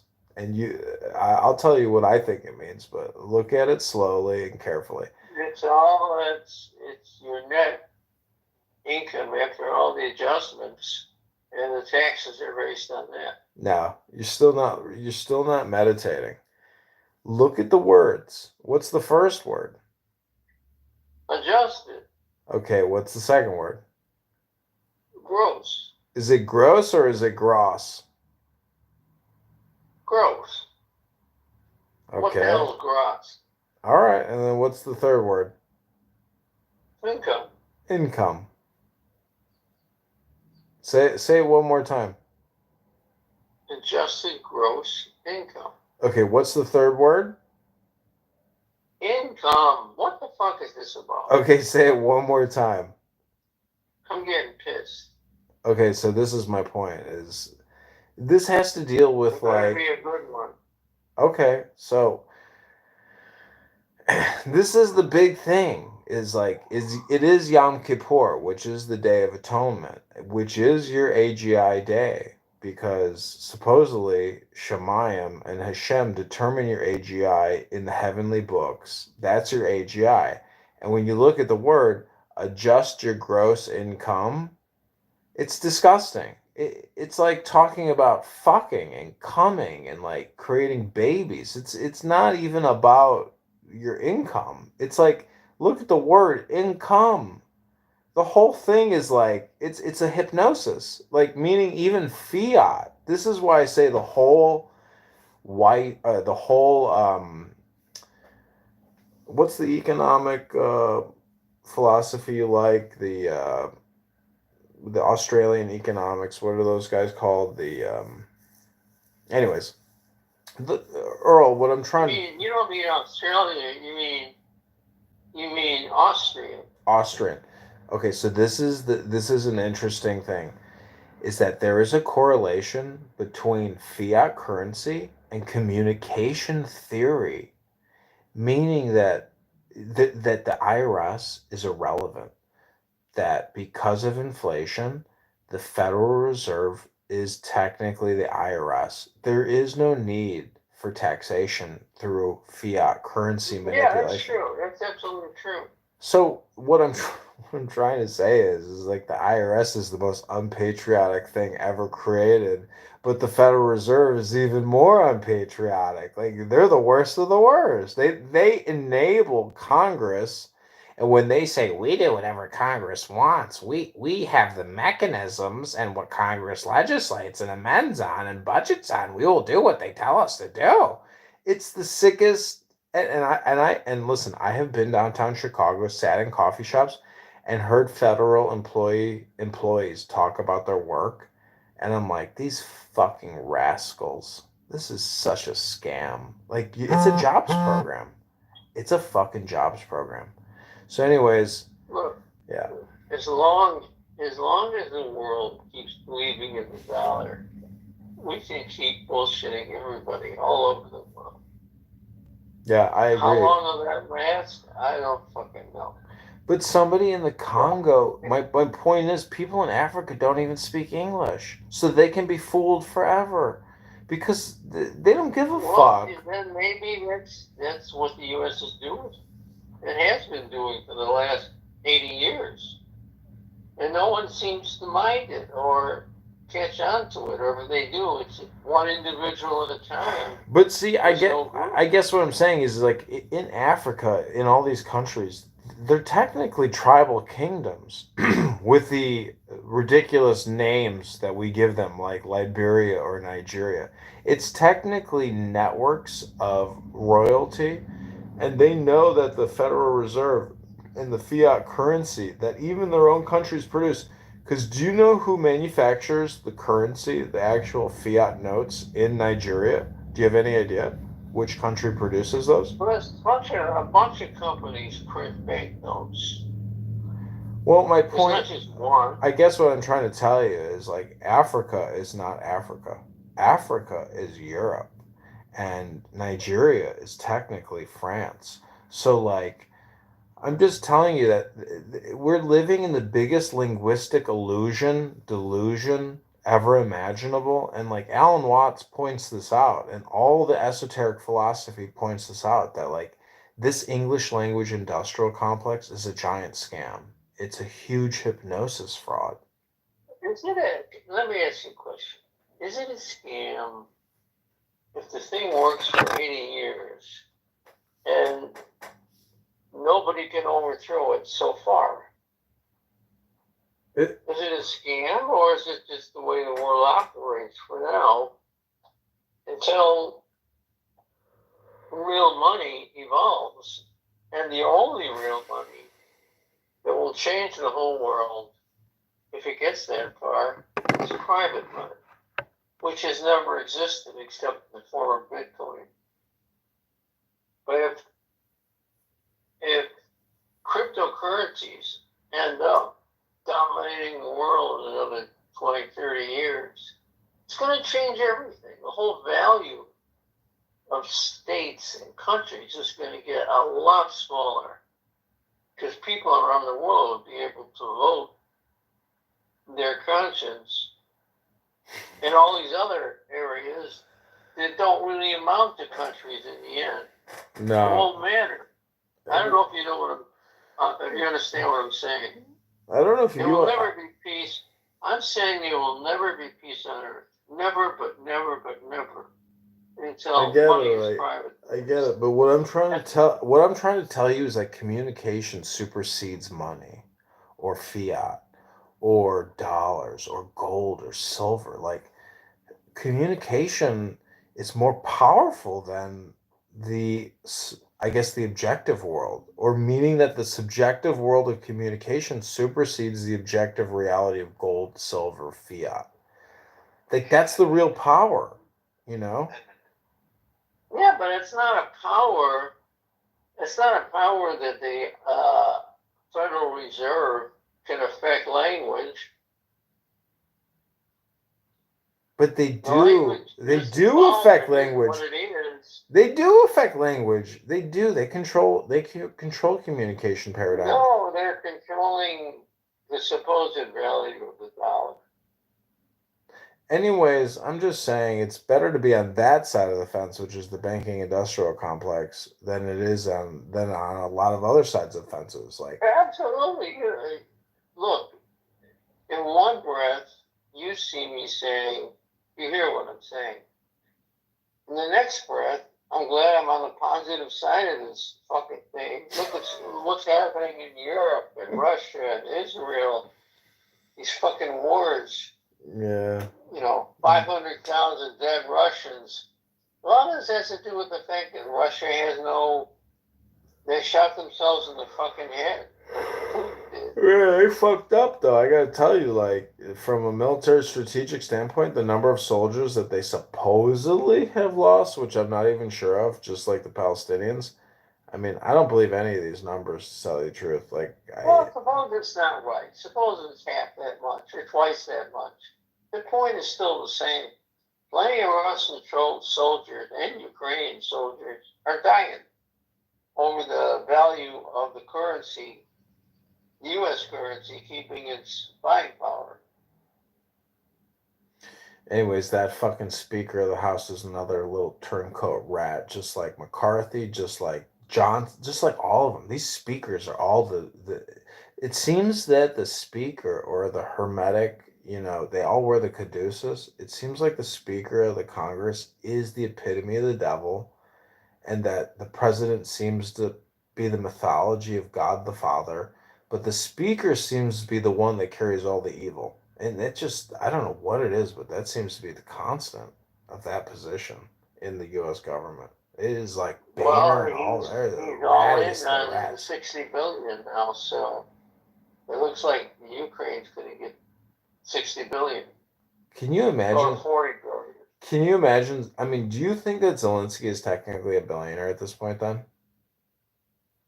Since they don't have open elections, like he's a legitimate like billionaire because he's in control of like $1 billion. Like, yeah, I want to buy this, I want to buy that. This is what they're I going don't to do. think in total control because they keep talking about other people taking over for Zelensky. Impossible. I don't know. Impossible. That guy is like he's playing it like that's the thing. It's like every hour of his like existence. It's like, but same with Putin. That's the thing. Is like these people have to live on faith. There is no other way that they can operate unless it's on total faith because I mean anybody can cesarean section you, like that's a fact. Like anybody can just like pull out a knife and just like cut your throat. So it's like all the gun control in the world doesn't make a difference. Why? Meaning that like Zelensky and Putin and Joe Biden and every leader, I believe, has to have that like incredible intelligence or genius of Alan Watts. Meaning that like they fully understand the game and they're operating on a system of complete and total faith. It may not look that way because like we hate them so much and the mainstream media presents them as like doing the right thing, but we know that they're all pieces of shit. But at the same time, what I'm telling you is like they're very advanced psychology. Like they are the clowns. Like they're the aliens of society, meaning that like they have transcended morality, ethics, like they're so diaphanous, like they practically embody Hermes. Like they're the mythology uh of coexistence, but like they're just psychotics, and they're stupid. And AOC and all these people who are and Maxine Waters and all these people, like a lot of this shit goes back to like the 1960s and 70s or 80s. Like they're practicing bullshit that they've studied. Like they're the biggest hypocrites and biggest liars in the world. And Thomas Jefferson and George Washington and Sam Adams and Franklin Pierce and 100 other people, Abraham Lincoln, if they were to witness what was happening today, they'd be like, what in the fuck happened? What happened? Like, they couldn't even believe what's happening now because it's so criminal. It's so fucking criminal. It's unbelievable. The court systems, it's just unbelievable. And what they're doing to Trump and everything else, it's like, but again, you don't even know what to believe anymore. Like you don't know if Trump and Hillary are laughing and having the best of times. Like you don't know what, and you don't know upside down from anything anymore. But the budgets are real. CIA is real. So it's like FBI is real. I mean, they got a lot of money, a lot of people. So I'm just saying, like the fake news is essentially where all your taxpayer money is going. It ain't fake. I mean, it's real, dude. That's the news. I know, but don't you think it's ridiculous that like the the mainstream media operates off of advertisers. The advertisers spend there because the taxpayers are the ones who purchase those products, and so they're trying to influence purchasing and they're trying to increase profit margins. My point is that so much of the taxpayer money, and because we're $35 trillion in debt, it means that the whole system is completely and entirely co-opted. That that the general consciousness of the population, the voters, are so subverted because of Federal Reserve and Congress that like nothing is real anymore. Like it's all completely bankrupt, 100%. So it's bankrupt, but it keeps operating. And it'll keep operating until the only thing that can happen is more wars. This is all over paper money, government money, Federal Reserve money. The only thing they can ever hope to replace all this shit is private cryptocurrencies that the government can't control. And if that doesn't happen, there's no hope for the human race. Because the governments, and primarily the U.S. government, runs the whole show with its fake money. And everybody seems to think that's just great.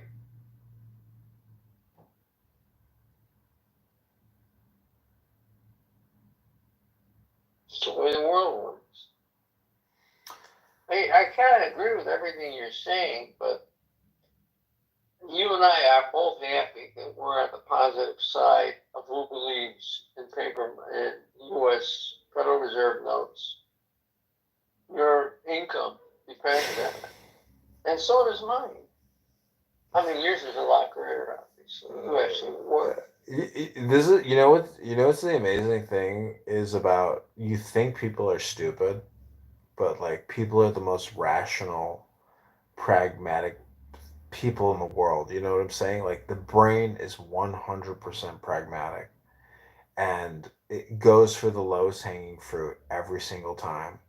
It doesn't want to waste its time. It's like it is so selfish. But that's what you would expect in nature. Nature goes for the low-hanging fruit. So what do you think about enlightenment then? Like the prophets or enlightenment ways of thinking? Like because How do you spell prophets? Which one? I'm talking about like you could call George Washington a prophet. Is it PH or PR? Well, don't you think George Washington is as valid a prophet as Muhammad or Moses?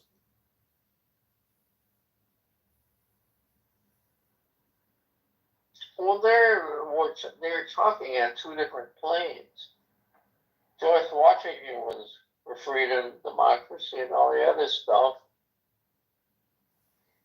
And the religious guys are in a completely different environment. They're not talking about freedom and democracy. They're talking about the shit that Muhammad put out. Well, anyways, I'm just saying, like, I've read books. I have one book in particular called The Maxims and Proverbs of George Washington, and it's like all his recorded information on things he said and wrote and shit like that. And, there's just like a lot of divinity with regards to George Washington. I'm just saying that, like, the fact that people play this very complicated game with regards to Christianity or Judaism or Islamism or Buddhism or Hinduism. It's like, but you're on two different levels here. This is like talking about the difference between science and religion. I mean, you can never resolve them. I know, I'm just trying to present another perspective that, like, religion is sort of a spiritual bent on existence. That's what it is, whether it's Judaism or Islam or any other goddamn religion.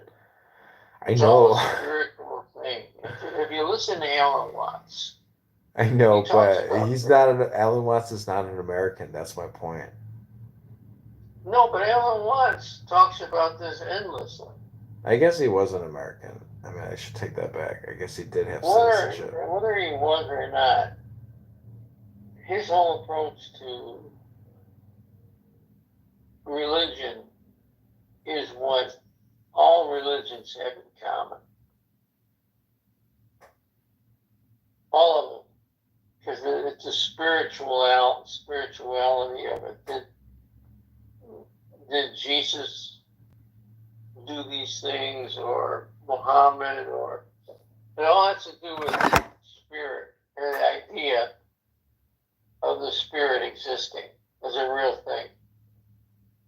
Now, you couldn't get Einstein to even consider this. He'd laugh at you. He said, I'm not interested in that. I'm interested in how the world works. Show me the equations, you know?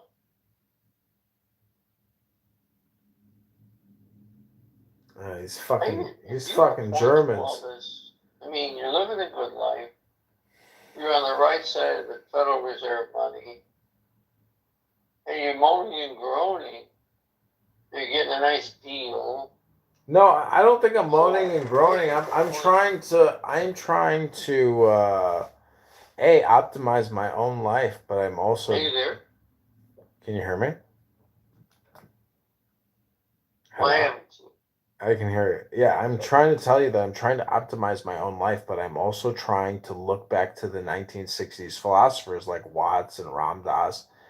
And I'm just saying that, like, they figured it all out then, but in 2024, post 9/11, the whole population has forgotten. That's why I say go back to George Washington, because Freemasonic philosophy and that Greek esoteric, I guess, Neoplatonism of immortality it deals with Christian evangelicalism even. So I'm just saying that, like, the population is, like, really fucked, like they're not getting good education anymore. So I don't know, that's my whole point is like, well, maybe the advent of the internet and smartphones will completely rearrange the earth and the people on it. Yeah, maybe. It's a possibility. Yeah. I mean, that's the thing is, like, enlightenment thinking is so. There's never been a greater hope for humanity than the internet and smartphones. Yeah, I agree with you on that, but at the same time, it's like it could also be the greatest mind control apparatus ever invented, meaning that, like, it is like Neo and the Matrix and Morpheus. Like, how do you liberate as many people from this matrix as possible? Because, like, that's what the whole Buddha thing is. It's like, I vow to liberate as many sentient beings from the delusion of reality. Meaning that, like, there is a misinformation, there is a propaganda, and it's just so stupid. It's like any academic can point out the ridiculousness of all the mainstream media platforms on your cell phone, like, and let alone mainstream media with MSNBC and everything that has happened. Like, god damn, like, the fact that Rachel Maddow isn't considered like a brutal propagandist and like an enemy of the state is just unbelievable. So, I don't know, we're living amongst retards and clowns. That's the way I view it. Well, I only have a few more years to ponder this. You get a lot more years to ponder it.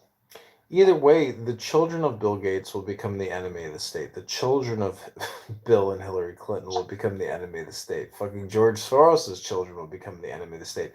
The situation will continue to repeat itself. I mean, I cannot stop it. I can only comment on it, but, like, I think that's a fact. I mean, we're living in this generational shift, but also this generational patterning. It's a fact. Like, nothing is going to change. I mean, everything is really well worked out, but it's just, like, obnoxious and revolting and, disgusting, pathetic, stupid, but it is what it is.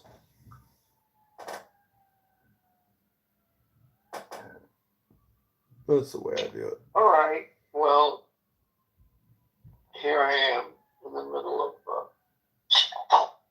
watching something when you called. You're just pissed. I'm not pissed. I believe that every conversation is technically people trying to describe the situation as accurately as possible. Yes, I'm pissed. I do believe in the concept of sour grapes, but at the same time, I'm just saying that, like, there's not a speck of dust out of place in the whole universe. I mean, it is, I guess, a question of self-actualization, but then also, like, just saying, oh, hey, don't forget, you're the eternal dancer.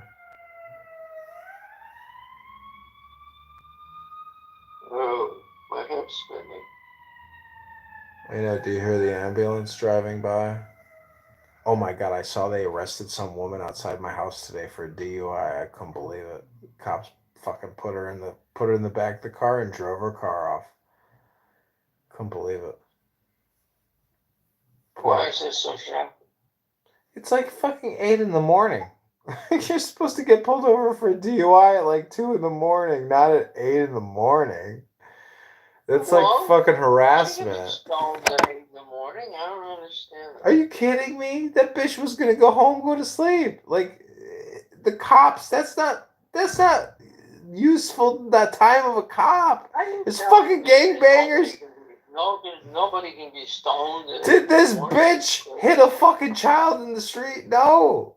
What I'm telling you is these cops are fucking jokes, man. It's a fucking joke, dude. This cop's a cocksucker, man.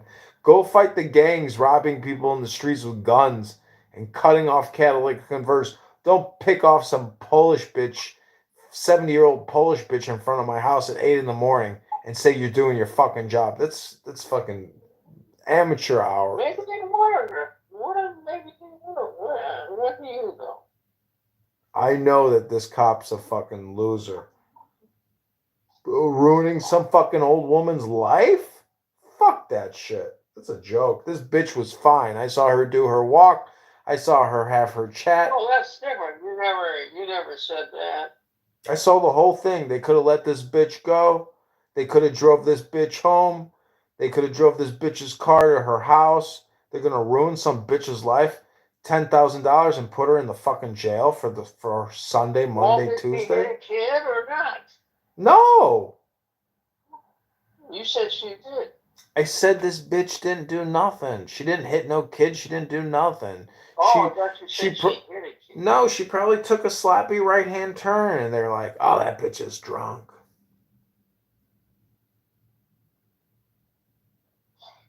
What else is new? Nothing. I mean, How's your love life? I got nobody texting me, nobody calling me, and I'm happier than ever before. Goodbye, farewell, don't call me, I'll call you. Delete my number, delete the picture. It's like, wish I never met you. Bye. Starting over again. Take care, not making that mistake again. It's just parasites out there.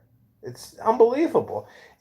Earl, my whole life, every bitch I've ever met, I said, "Here, listen to this. This is Alan Watts. This is an incredible lecture." Do you know what every fucking girl's response is? Ugh, I don't want to listen to that. Nah. It's like... Yeah, I can believe that. Yeah. It's like, you honestly think I'm going to fucking try to pair up with you and start a life with you? If you can't even listen to Alan Watts for 50 minutes and even try to talk about it? Yeah, but she could be saying to you, if you can't go to church with me, if you don't believe in Christ, if you don't believe in Islam, fuck you. It's just the reverse thinking. I guess what I'm trying to say is like, I don't think I'll ever get married. I very, very much doubt it. It's like highly improbable. If you hit the right broad, maybe there's a chance. I don't think so. You know what maxim really sticks with me is the Vulcan Dr. Spock saying, "Live long and prosper." It's like, there's no thing in there like health, wealth, love, peace of mind. It's like, live long and prosper. It's like, keep all your love drama bullshit. Like, just live long and prosper. Like, that's what I'm saying. Like, that's the irony or the comedy of Star Trek, where it's like the Vulcan is like super rational. There's no love, there's no marriage in the Vulcan saying of live long and prosper. And that's their whole saying. So what I'm trying to say is like, there is a fantasy of marriage. There's a fantasy of love. There's a fantasy of of Romeo and Juliet, or of King Arthur and Guinevere, or whatever that thing. Guinevere, I don't know. My point is, it's like when you go to the state and you pay $125 for a marriage certificate, you're most definitely opening yourself up to future communication with lawyers and judges who went to law. Oh yeah, absolutely, absolutely. Oh, no question. So what I'm trying to say is like they went to law school to prepare for your marriage certificate. So like you got to be one step ahead of all of this and realize that it is a hypnosis industrial complex. It's a scam industrial complex, and the whole thing is like meant to basically keep you working and to keep you in the system to where you can't get out of it. So A good way to think about it is, for every government officials, they all think that they're on the farm and all the humans are tax cows. yeah. That's their whole existence. I've heard my dad say it's like cows feeding at the public trough, but now it's like getting to the point where Yeah, but he's another guy who did his whole life, probably knew all this stuff, and said, look, I'm making a living here as a cop, blah, blah, blah. And he just went along with it till he retired. And still thinking it was bullshit, just like you, which it is. You're kind of taking after your own man. I know, but somewhat unintentionally, where like I am a Mises Institute Ron Paul libertarian who doesn't want to be a part of any of this and wants to say no, I don't want to continue to participate. Well, next thing you quit your, I don't want to hear from you unless you quit your job and try to find a job in the private sector. Go on, but you ain't gonna do that because you're doing the low-hanging fruit, just like your dad, just like me. Be honest.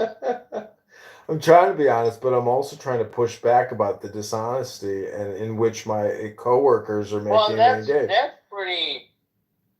I'm trying to be honest, but I want to push back.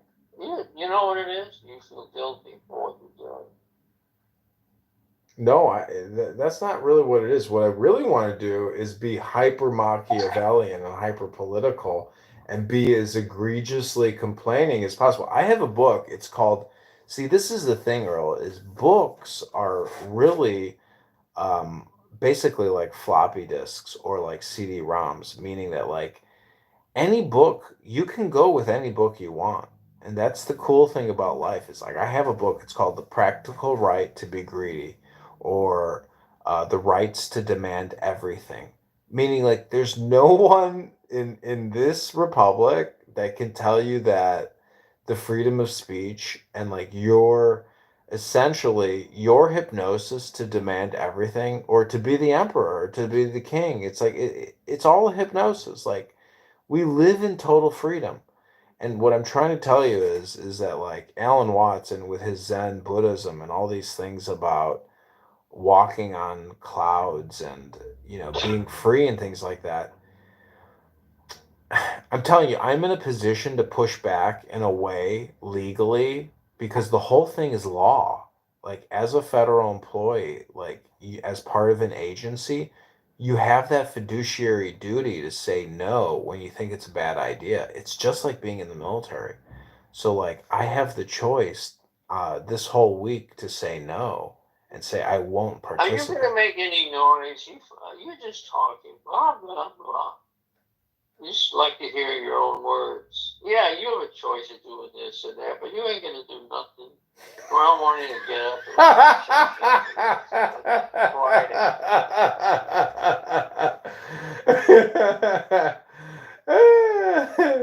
It's a low-hanging fruit. Don't talk to me until you're willing to pick the fruit.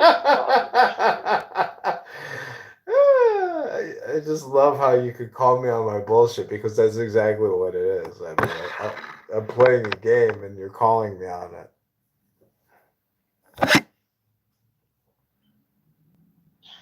I want to get back to my documentary. Is there anything else going on? I'll be in Chicago the week of the 16th of May. You're going to be gone, right? Fuck, I mean, yeah, I got a plane ticket to go to Salt Lake City to go to my cousin's wedding.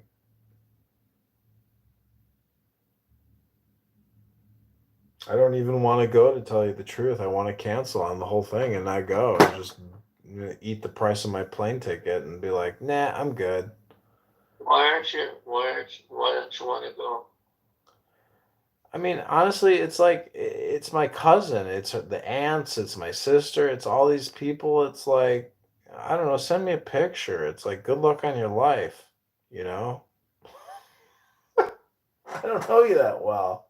I don't really care about your wedding. I'm just like trying to like be positive or be a family person. But like, truth be told, you're so separated from your cousins. It's like, thanks for inviting me to your party, but I wish you well. I mean, can I just send you $200 and like, leave it at that?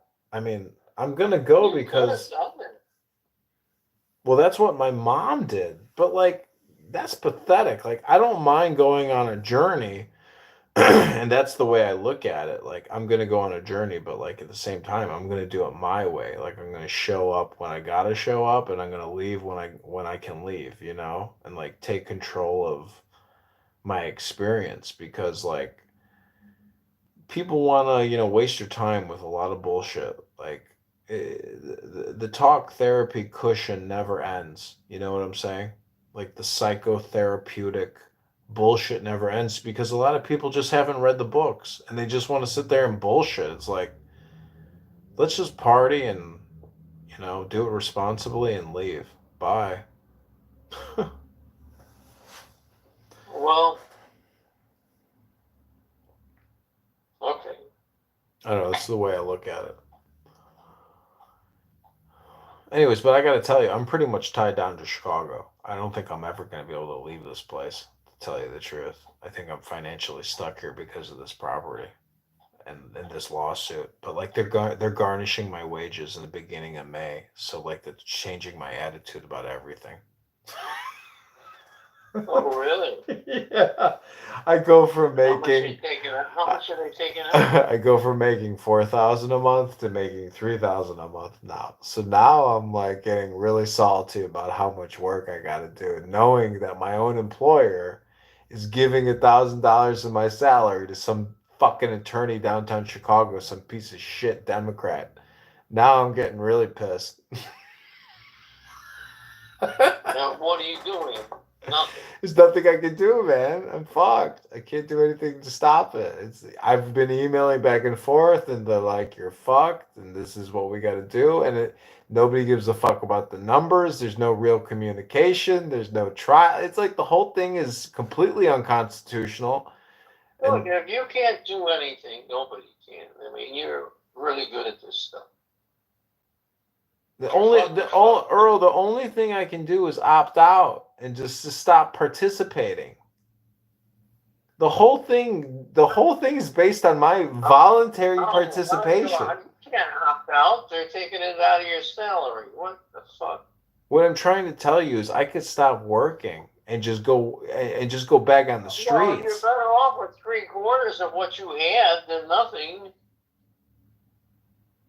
So I guess my point is, at 3,000 a month, it starts to make me think, maybe it's not worth it. Like maybe I could figure out a different way. Because at 3,000 a month, yeah. Do you have any? It's $100 a day. Like that's not that hard to fucking get $100 a day from people. Like listen, my whole thing is I live on a street that gets about 600,000 people a month that passes by my property.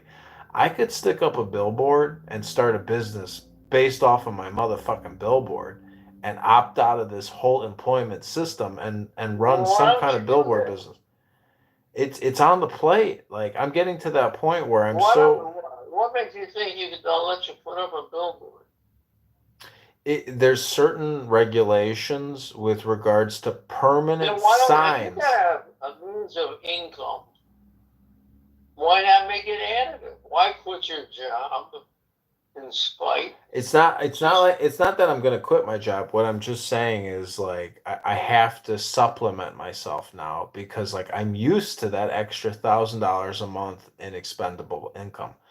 So I'm gonna take action. Like this is my summer. Like I'm gonna put up a billboard on my place. It's gonna be a giant, thing that gets put into my brick Anyways, it's going to be Meditation Yoga Center, so I'm just going to offer meditation and yoga classes and offer subscriptions or packages that you can purchase on Oh, my I website. thought you were gonna put up a billboard and sell space.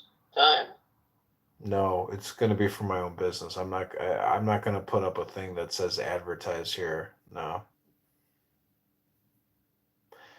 Why not? You said you can make $1,000 a month at it. The whole thing is to not to sell the space, but to like create basically a recurring community, and not to have to replace the advertisement. I mean, once I put the billboard up, it's going to be up for years, and try to milk it for years. But You have to. How much does that cost? to install the billboard?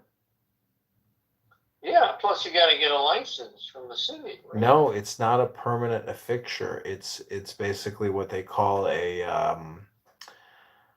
what is it? A vinyl printing. So what you do is you just permanently affix the vinyl to the side of your brick. It's not considered a permanent billboard, which requires a permit from an alderman. But the vinyl is not considered permanent, so anybody can put vinyl on their brick. Anyways, I'm going to do it. And I've already printed them up. When I ran for committee person, I printed up a giant vinyl and I put that up on the side of my house when I was running. Are you gonna run again? I'll probably try to run for something else. I would rather run for judge, or I would rather run for Judge. That's the most amazing thing is you don't even have to go to the bar. You don't even have to be a lawyer to be a judge. Isn't it the craziest thing? Some cop just became a judge. He was never a lawyer, but he's just a cop for 20 years. It's hard to believe. Isn't that crazy? You don't have to be an esquire to become a judge. It's a political office. You get elected. You go through the election commission. You got to have your petitions. You got to win at the voting booth. It's a fucking elected position. It is not a question of college. It's amazing. It's not a question of bar association. It's a question of getting the ballots and the petitions and the signatures. It's amazing. So it's a possibility. It's a possibility. Yeah, I mean, it's just unbelievable. But look at it in terms of King Solomon and like ancient America and like Abraham Lincoln never going to law school but reading into the law. That's why I say everything is anachronistic because that's actually the way it is. It's amazing. This whole system is completely perfect. All right, Potts, I want to finish my documentary here. So I'll talk to you later. Okay, God bless. I'll let you know. Take care of yourself. Okay, you too. Take care.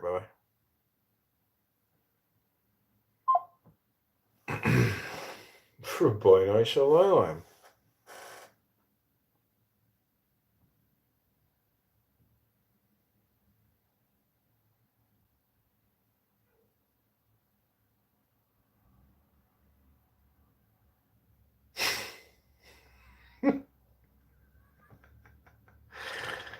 Oy vey. Oy vey.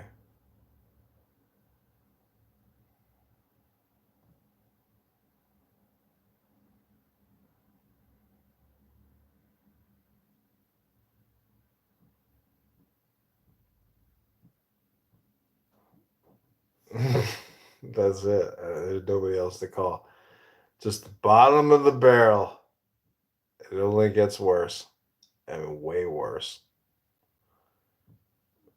Slightly better, but that ain't happening.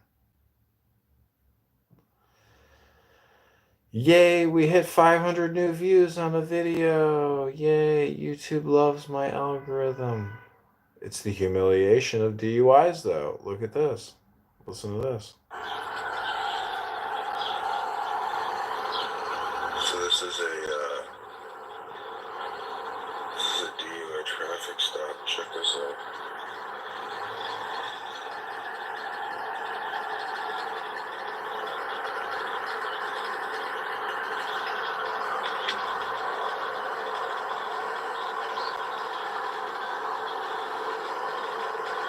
This is a DUI traffic stop here in Chicago on Jefferson Park.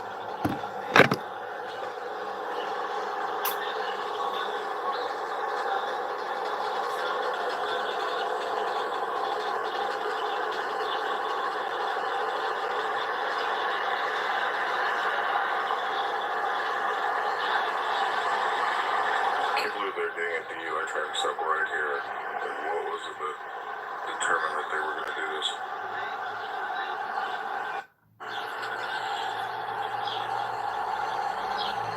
So this is a DUI traffic stop. Check this out.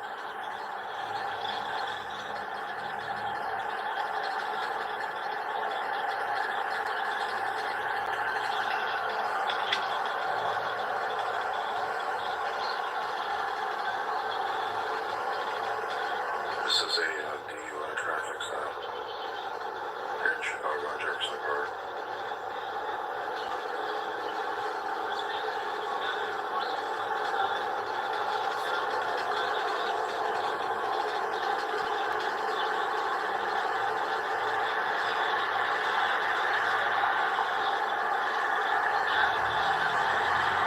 Can't believe they're doing a DUI traffic stop right here. Like, what was it that determined that they were going to do this?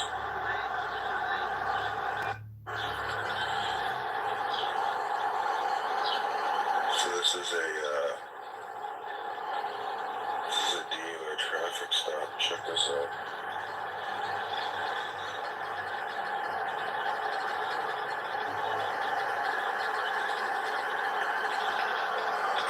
Breaking news. This is Jefferson Park News. This poor woman has been detained by the police and accused of, I believe, trafficking under the influence. Meanwhile, it doesn't look to me like she's intoxicated, but she's a little bit older. So I think when you do a lot of the DUI tests and you don't speak English, it's very easy to get wrapped up in a DUI very quickly. And so I just wonder what this poor woman's fate will be. She probably lives close by.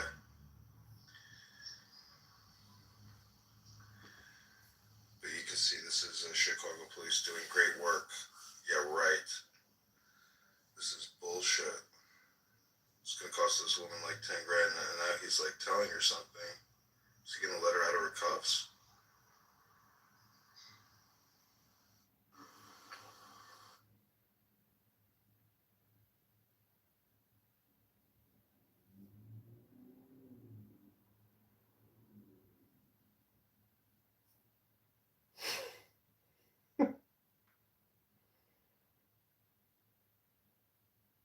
You know, there's just like a lot of divinity in regards to George Washington. I'm just saying that, like, the fact that people play this very complicated game with regards to Christianity or Judaism.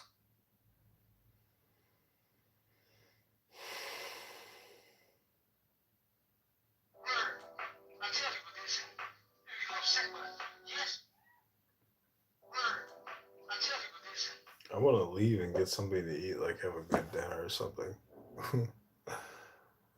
So let's shut all this down. It's been a lot of fun. We called everybody.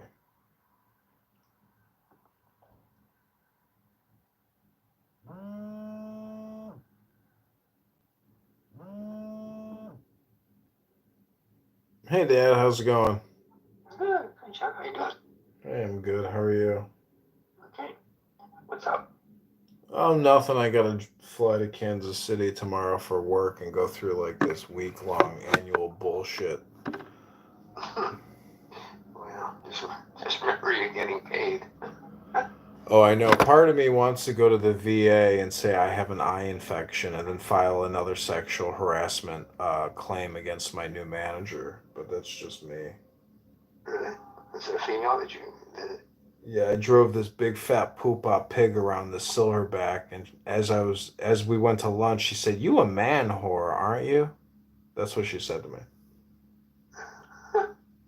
So I'd love to let my union vice president know that my new manager called me a man whore during our recent lunch engagement. I'm not kidding. Like, part of me really is tempted to do it. I gotta tell you the truth. because like they're gonna fuck with me if I don't fuck with them first. And like I'm telling you, the whole thing runs out of KC, and it's all based on this one guy who hired me, and he's a psychotic, and he's taking control of the whole organization. But like the whole thing is just ridiculous. Like all they want you to do is buy furniture and like nobody can help you with it. Nobody can explain it to you. It's like everybody's incompetent. Nobody cares. Everybody's just like all about their salary, their pension, and like, getting other people to do shit for them. It's just, and everybody's incompetent. You ask somebody a question, nobody really knows the answer to anything. It's just unbelievable. Well, it's common all through government, probably. I mean, it's probably nothing new. It's always been that kind of probably that way. I remember when they used to have when they had these CAPS meetings and stuff like that. They would tell the CAPS offices to spend the money that was allocated so they could get more money the next year. Because they wouldn't spend it all. They told them to spend it. I mean, like was there somebody else's money they were spending? Unbelievable. But it's just I wouldn't think twice about it. It's just what it is. You have to take care of yourself first. That's all. And what's that expression you used to say? Life is a shit sandwich, but the more bread you have, the less shit you have to eat. So. Yeah. I mean, I'm just gonna go there and just tell them the truth. Like I was supposed to do this training. You took me out of the training. You sent me to this. This got canceled, and I got to tell you the truth. I have a service-connected military disability, so I may have some brain difficulties. I'm not going to write the reasonable accommodation request, but you're going to have to sit down with me for a couple hours to get this thing submitted. If you're not willing to sit down with me and get this work done, I'm going to let my union rep know that I'm filing a reasonable accommodation. And I'm sorry, but I can't do this work. You'll have to help me do it. And like, if she doesn't help me do it, or they don't get me somebody to help me do the work, I'm gonna say that I can't do the work. You're gonna have to get somebody else to do this work, and this is why. Is it really that you can't do the work? It is so complicated and so convoluted and like a 6-hour process that it is so stupid and such a waste of fucking time that I'm not even gonna do it. It's like there's this philosopher Alan Watts. He's like some government bureaucrat from the agricultural, agency showed up and said you got to fill out all this paperwork if you're gonna grow these turnips. He's like, I ain't got time to fill out this fucking paperwork to grow these turnips. Like, I'm growing turnips. And he's like, if you want this paperwork to get filled out, you're going to have to fill it out yourself. Like, sit down and fill it out yourself. Like, what I'm trying to say is, like, I don't have to do this. Somebody else can do it. And what I'm also trying to say is, like, the fact that she would call me a man whore and think that, like, you can, use vulgarity like that. How did that subject even come up? We sat down at lunch and she was complaining about her husband, about how he keeps tabs on her and how she can't just leave the house without saying where I'm going. I thought it was kind of funny, to tell you the truth, that like her husband, is wise to her bullshit. Anyways, yeah, she said, you said at some previous meeting that you got to schedule 3 dates to get 1 date. She said, I thought you was a man hoe, you a man whore. And I'm like, a man whore? I was like, excuse me? I said, I'm just looking for love in my life. She's like, oh, sorry. I thought you were a man whore. I was like, yeah, not a man whore, ma'am. I'm just saying that the inversion of that, if I were to say, oh, I thought you were a whore. You see what I'm saying? Like, I'm not gonna let the sexual harassment bullshit play both ways. I feel like I have to fuck with them because this is how they have ruined me. Like when I was at Sears, the bitch that hired me, she took notes on me every single day that I was there.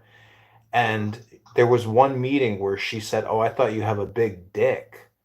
I was like, what? And it was at that moment that I could have flipped it on her and she fired me. But like, I could have fucked with her and I should have. So my point is, Dad, look at the IRS. You got to file every year. It's a pain in the ass. Like, it's just a bunch of bullshit. And nobody is my friend there. Nobody could give two fucks about my life. So it's like, if I don't fuck with them, it's like I actually don't have a job. It's like all bullshit. It's all fantasy world. You know what I'm saying? So like part of this is like me playing a game. It's like hyper political insanity, stupidity.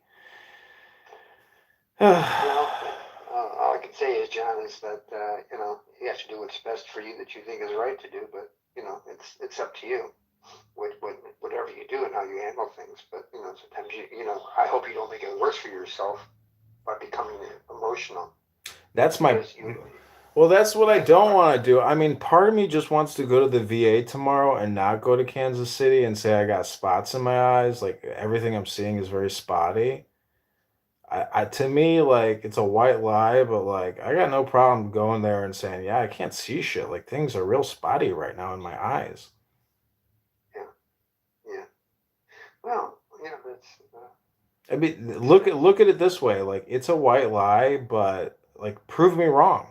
Like I can take medical leave and not show up to some pre-designated event and claim I have a medical problem. Like prove me wrong.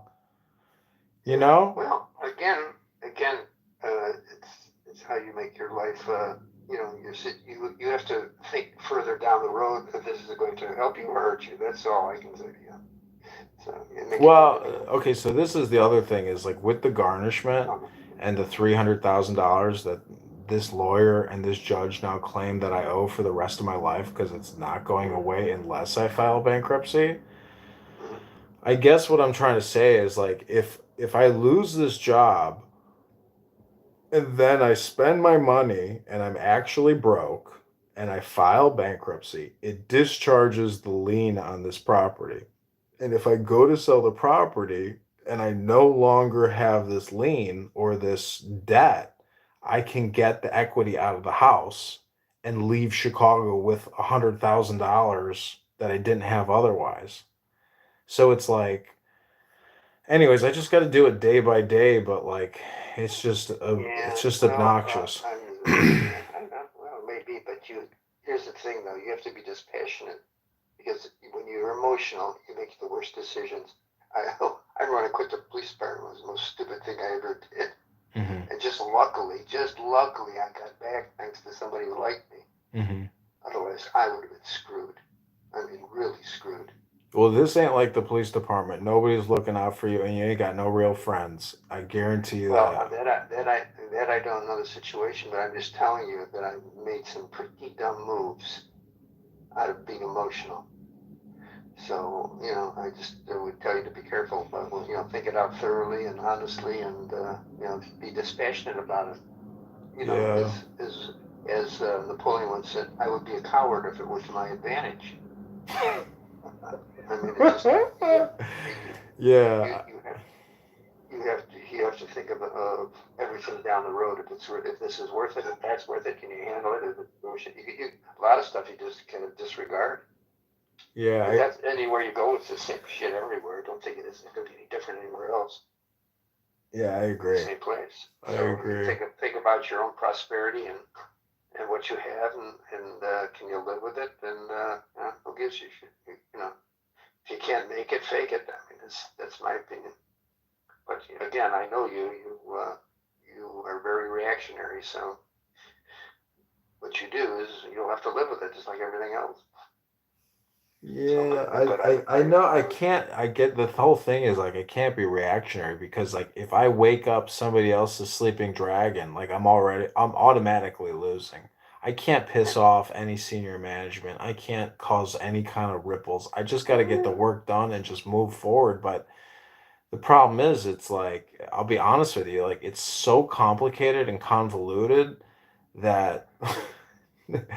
I don't know anybody who can stare at a computer screen for 12 hours straight and like actually successfully do this, but it is what it is. I mean, I got to try to do it, but I also want to be transparent with them and say, hey, like I do have a service-connected disability and this may be beyond my like intellectual capabilities or focusing capabilities and just be honest about it and like let it and see what happens. Well, I personally never like to come into a situation where I can't do what is necessary, because that always puts doubt on people. But again, it's your call. I would just, try to figure it out or have somebody help us. Be asked to say, look, this is very difficult to understand. I need help with doing this. But that's me. Everybody is different, like I said before. It's what you feel and what you can do. When I took over Jack Lottie's job, when he just retired, I'm doing all that stuff for JUF. Jack's been doing it for like 30 years. I don't even know I have no idea how he did it when I took over for him. And they started pounding me with all these jobs to assign people to them. I'm thinking, oh, gee, how am I going to handle this? It's not easy. I used to say, Jack should cut a medal. He was handling it in 3 different places. But anyway, I didn't know how to. I really didn't do it. I had to kind of figure it out, guide myself through it. At the same time, I charged twice as much as what Jack was getting paid.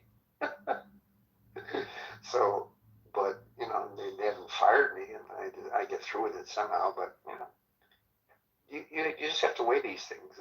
Don't be impulsive. Put your emotions behind. I'm telling you, emotions are the worst things. You make decisions when you're angry or emotional. Make the worst decisions. That's my opinion. That's always been the case for me. I think it's true. Even Rush Limbaugh used to say that. When you're emotional, you're going to make the worst decisions. So, yeah, put that in your pipe and smoke it. But consider everything and do what you need to do. But ultimately, it'll always be your decision, John. Ultimately. And I think the emotional thing is I wish I could take the emotional component out of my work environment and just do the work and just like go back to my life and not even be concerned about the work, to tell you the truth. Well, maybe that's what the real truth is anyway, so most people do. Yeah, that's the truth of the matter is it's like I just want to get the work done so I don't have to. And my manager was like, I don't want to micromanage you, because she's like, that's more work for me. I was like, yeah, exactly. Like I was like, I just want to get this shit done. But I can't draw myself to like, and I know it's going to be wrong too. That's the worst thing, is it's such an imprecise process, and it's so much information that it's overload, and it's just not a good process. I can't focus and get it done. It's stupid. It's not like going to Amazon and selecting your order. It's so stupid. Look, just try to figure out a system that best works for you, that you can do. They get the job done, and screw it all. What else can you do? But I'm just saying that you did it. But just remember, you're also getting paid every day, and people down the line, and they're going to like you or hate you, cause you more problems. Sometimes it's better to be a fly on the wall than to be noticed. The other thing I'm thinking about is like filing the complaint and saying, no, I'm not doing this work anymore, and I will file a whistleblower complaint regarding this waste of taxpayer resources, and I want to transfer to a new business unit, and I'm done working for these people because it's a toxic work environment. I've been sexually harassed multiple times. And if you got a problem with it, like, I will sue, but I'm done working for these people and I'm not communicating with them anymore. And then I could say transfer me to a new business unit. Otherwise, I'm done. Yeah, I don't know. That's easy to say, but you don't know if you'll be a scarlet letter after that. Oh, I already. But the point is, I've already done that. Like, I'm already a scarlet letter. Is what I'm trying to say. Is like, I know that they're out to get me at this point. Because I pulled a fast one on them the first time. And now there's no way they can trust me. And, everybody's already been promoted. I'm still the lowest rat on the level, even though I'm doing all their work.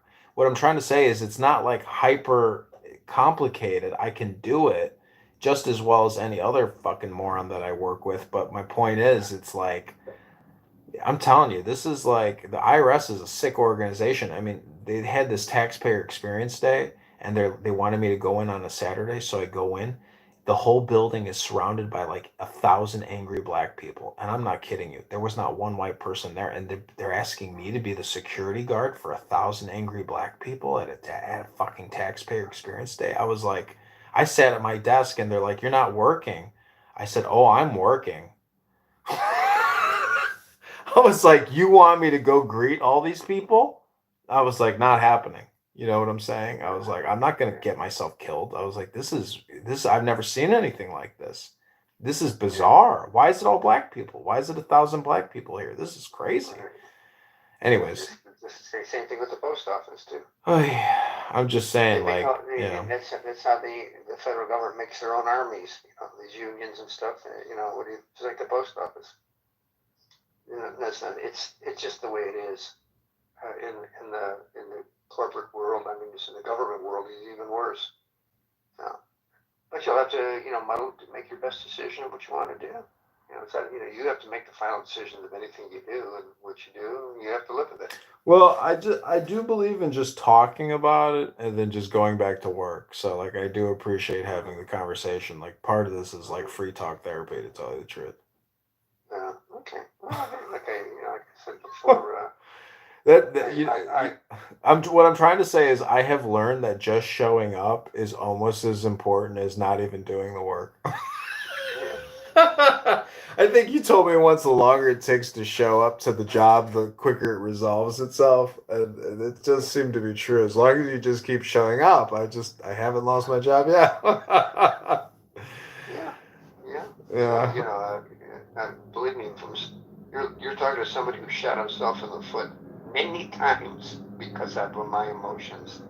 I could do this, I could do that. I was going to do this idea and that idea, and they all fell right on my face. And it wasn't for the luck of the Irish that I was able to do that. Hey, look, I'm getting a pension every year. If I didn't have that, I would have nothing. Yeah. I'd be a 75-year-old person working in Walmart for $15 to $20 an hour. So I just choose your fights carefully.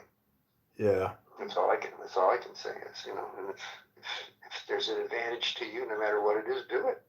Mm-hmm. But still, you got to think of ramifications of what you do, and that's an impulsive part that people do. I'm guilty of it myself, so I know what it's like. I'm just impulsive, very impulsive, and it's never been a good idea.